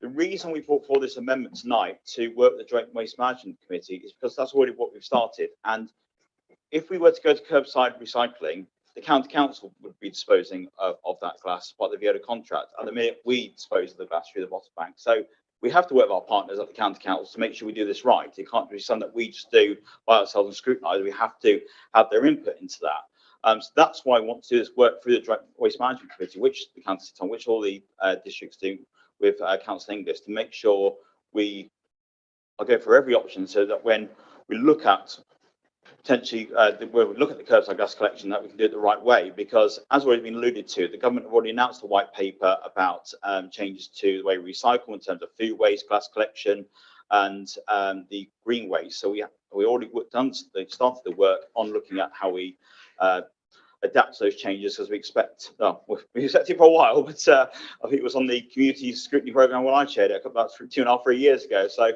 never know, one of these days it'll come forward. But when it does, we need to be ready for that, which is why we've already started that work. If we were to start again, as I say, we'd still be doing the same work with the Joint Waste Management Committee to work with our partners. So surely it makes sense to finish the study we're doing now. It will come back through as already committed in the amendment to go through our council process to allow everyone the chance to scrutinise that. And if we think there needs to be further work done on our side, then that's where everyone has the chance to participate in the scrutiny, being cross-party. So, as we've already heard from some colleagues tonight, there are some times when glass recycling has not gone down well in other areas. We heard from Councillor Butler where there are areas that have glass recycling, but the recycling rates are nowhere near what ours is. We need to understand that, which is why working with our partners to see what they're doing right and wrong, we can go about the right way to increase our recycling rates. So hopefully everyone can back the amendment. I think we're all in agreement that we want to look at to increase recycling, just about how we do it and do it the right way. We can pass a motion that, yes, looks good on paper, but would it actually deliver what we want it to do straight away? Or we can continue doing the great work we're already doing to make sure we're prepared for the environment to come in place and that we are ready to go to make sure we keep our recycling rates going strong. Thank you. Councillor English, please, just to finish off. Yeah, thank you. I think the point we're all missing is we're actually waiting for ratification from the government. We're going to be committed to national standards of what is and what can be recycled. The impact of that is huge. You know, we've got to look at what the vehicles are going to be instructed, what containers, whether it's a mixed waste. So we need that decision. We can't go down a separate route and say, right, we're going to do our own thing, because that might be wrong. The other councils who are collecting glass at the moment have to change their system once this decision is made to fall in nationally. So that's what we're looking at. We can't be independent at the moment. The decision's hopefully not far away. We keep saying it, but we're pushing. I did write to the MP the other week, who's pushing ministers to get this thing pushed forward. I had a meeting with DEFRA yesterday. They're looking hopefully for a decision post-September. It won't go into government before the summer recess. We are part of that JWMC. It's a consortium. All the Nottingham's councils are working together to hit the ground running. Once that decision's made, we've looked at the options and everything. We're ready to go. We've got buying power as a whole consortium. We're tied to a Viola contract. Different councils generate and recycle different items. We're stuck with what the contract is with Viola. That can be looked at later on. At the moment, we're stuck with that contract. Rushcliffe's a prudent council. Why are we looking to spend money on a different way that we're going to be directed to in the next few months? There's deposit schemes coming on. Is that going to affect glass? We don't know. You know, so that feasibility study is already in place. It's working with all the councils within Nottinghamshire to what is the best option for when that decision is made. We can't do it now. It's not prudent. It's wasting money, and let's just see what happens. I know we're pushing it down the road a little bit, but that decision's imminent. You know, we all want to recycle the glass. In fact, one of the comments at the meeting the other day was Rushcliffe doesn't need to mix out glass because it's all one colour. It's all Prosecco bottles. That's just your house. But it does work. You know, we're doing a quality service now. It's working. We're getting income from it, and we're comparable with all the other councils. So I'll move this motion. Thank you. Right, thank you. Right, now this is also a recorded vote on the amendment, and it's on the amendment that's up there. Okay, so you're voting on the amended motion. No, to accept the amendment. To accept it. Yeah. Sorry, shall I say that again? You're voting on the amended motion and whether you accept. Whether you're voting on whether you accept the amendment. Yes. Yeah. Do you accept the amendment? I can say it another three times. So, Councillor Barney. For. Councillor Billing. Reluctantly for. Councillor Birch. Against. Councillor Bird. Councillor Brennan. For. Councillor Brown. For. Councillor Butler. For. Councillor Calvert. Against. Councillor Chaplin. Against. Councillor Chewings. Against. Councillor Clark. For. Councillor Combeluck. Councillor Cotty. Councillor Della. Councillor Edivine. Councillor Ellis, For. Councillor Fletcher, Against. Councillor Gaunt, Against. Councillor Giorgio, For. Councillor Gowland, Councillor Grocott, Against. Councillor Inglis, For. Councillor Richard Mallender, Councillor Sue Mallender, Against. Councillor Mason, For. Councillor Matthews, Councillor Om, Councillor Perec, Councillor Phillips, For. Councillor Plant, Against. Councillor Polenta, Against.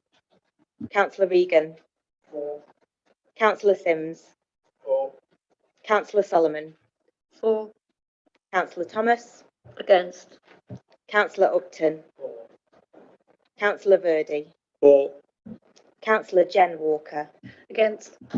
Councillor Rex Walker, Councillor Way, For.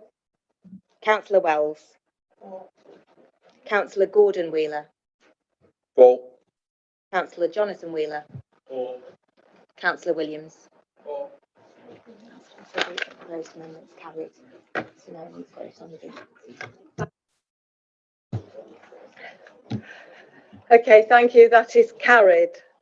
We now go to the substantive motion, which is what you've just voted for. And we go and we vote on it now. Does anybody want to speak on the substantive motion? Councillor Richard Mallender. Thank you, Madam Mayor. Oh gosh, is the recycled glass half full or half empty?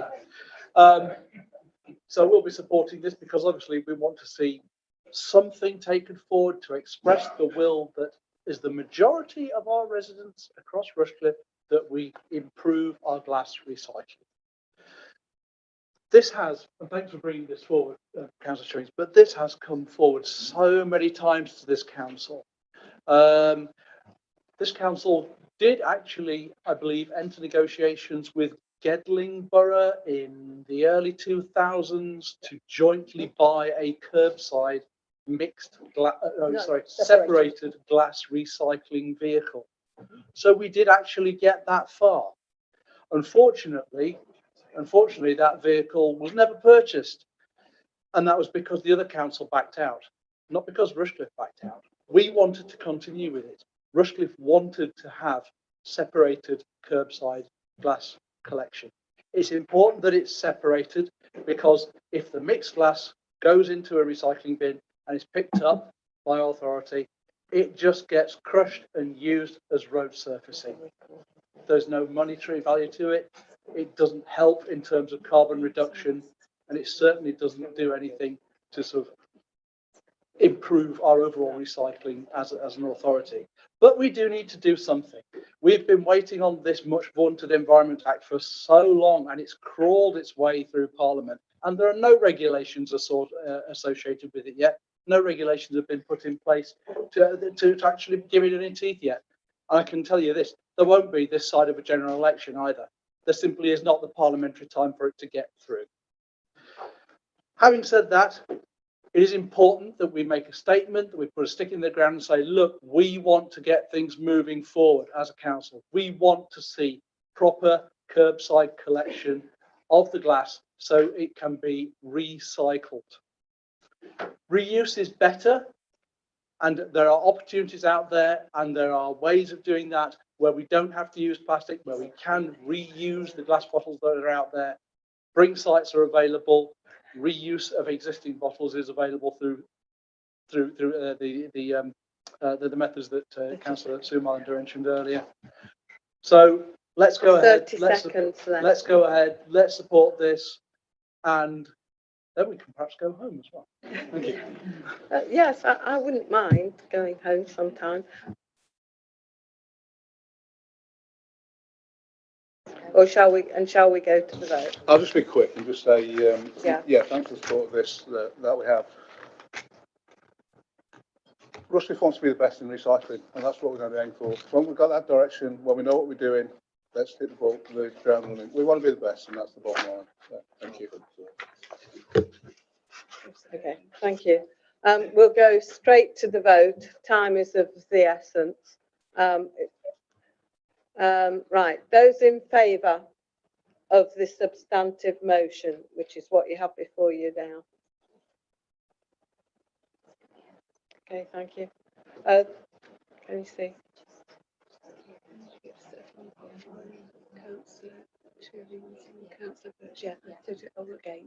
Okay, those against? Abstentions? Okay, thank you. Carried? Yeah, and That is carried. So I think the questions from councillors and the rest of the business, which is the rest of the business, will have to be carried forward to the next meeting. Thank you so much for your time and well done. Stamina. Okay, thank you.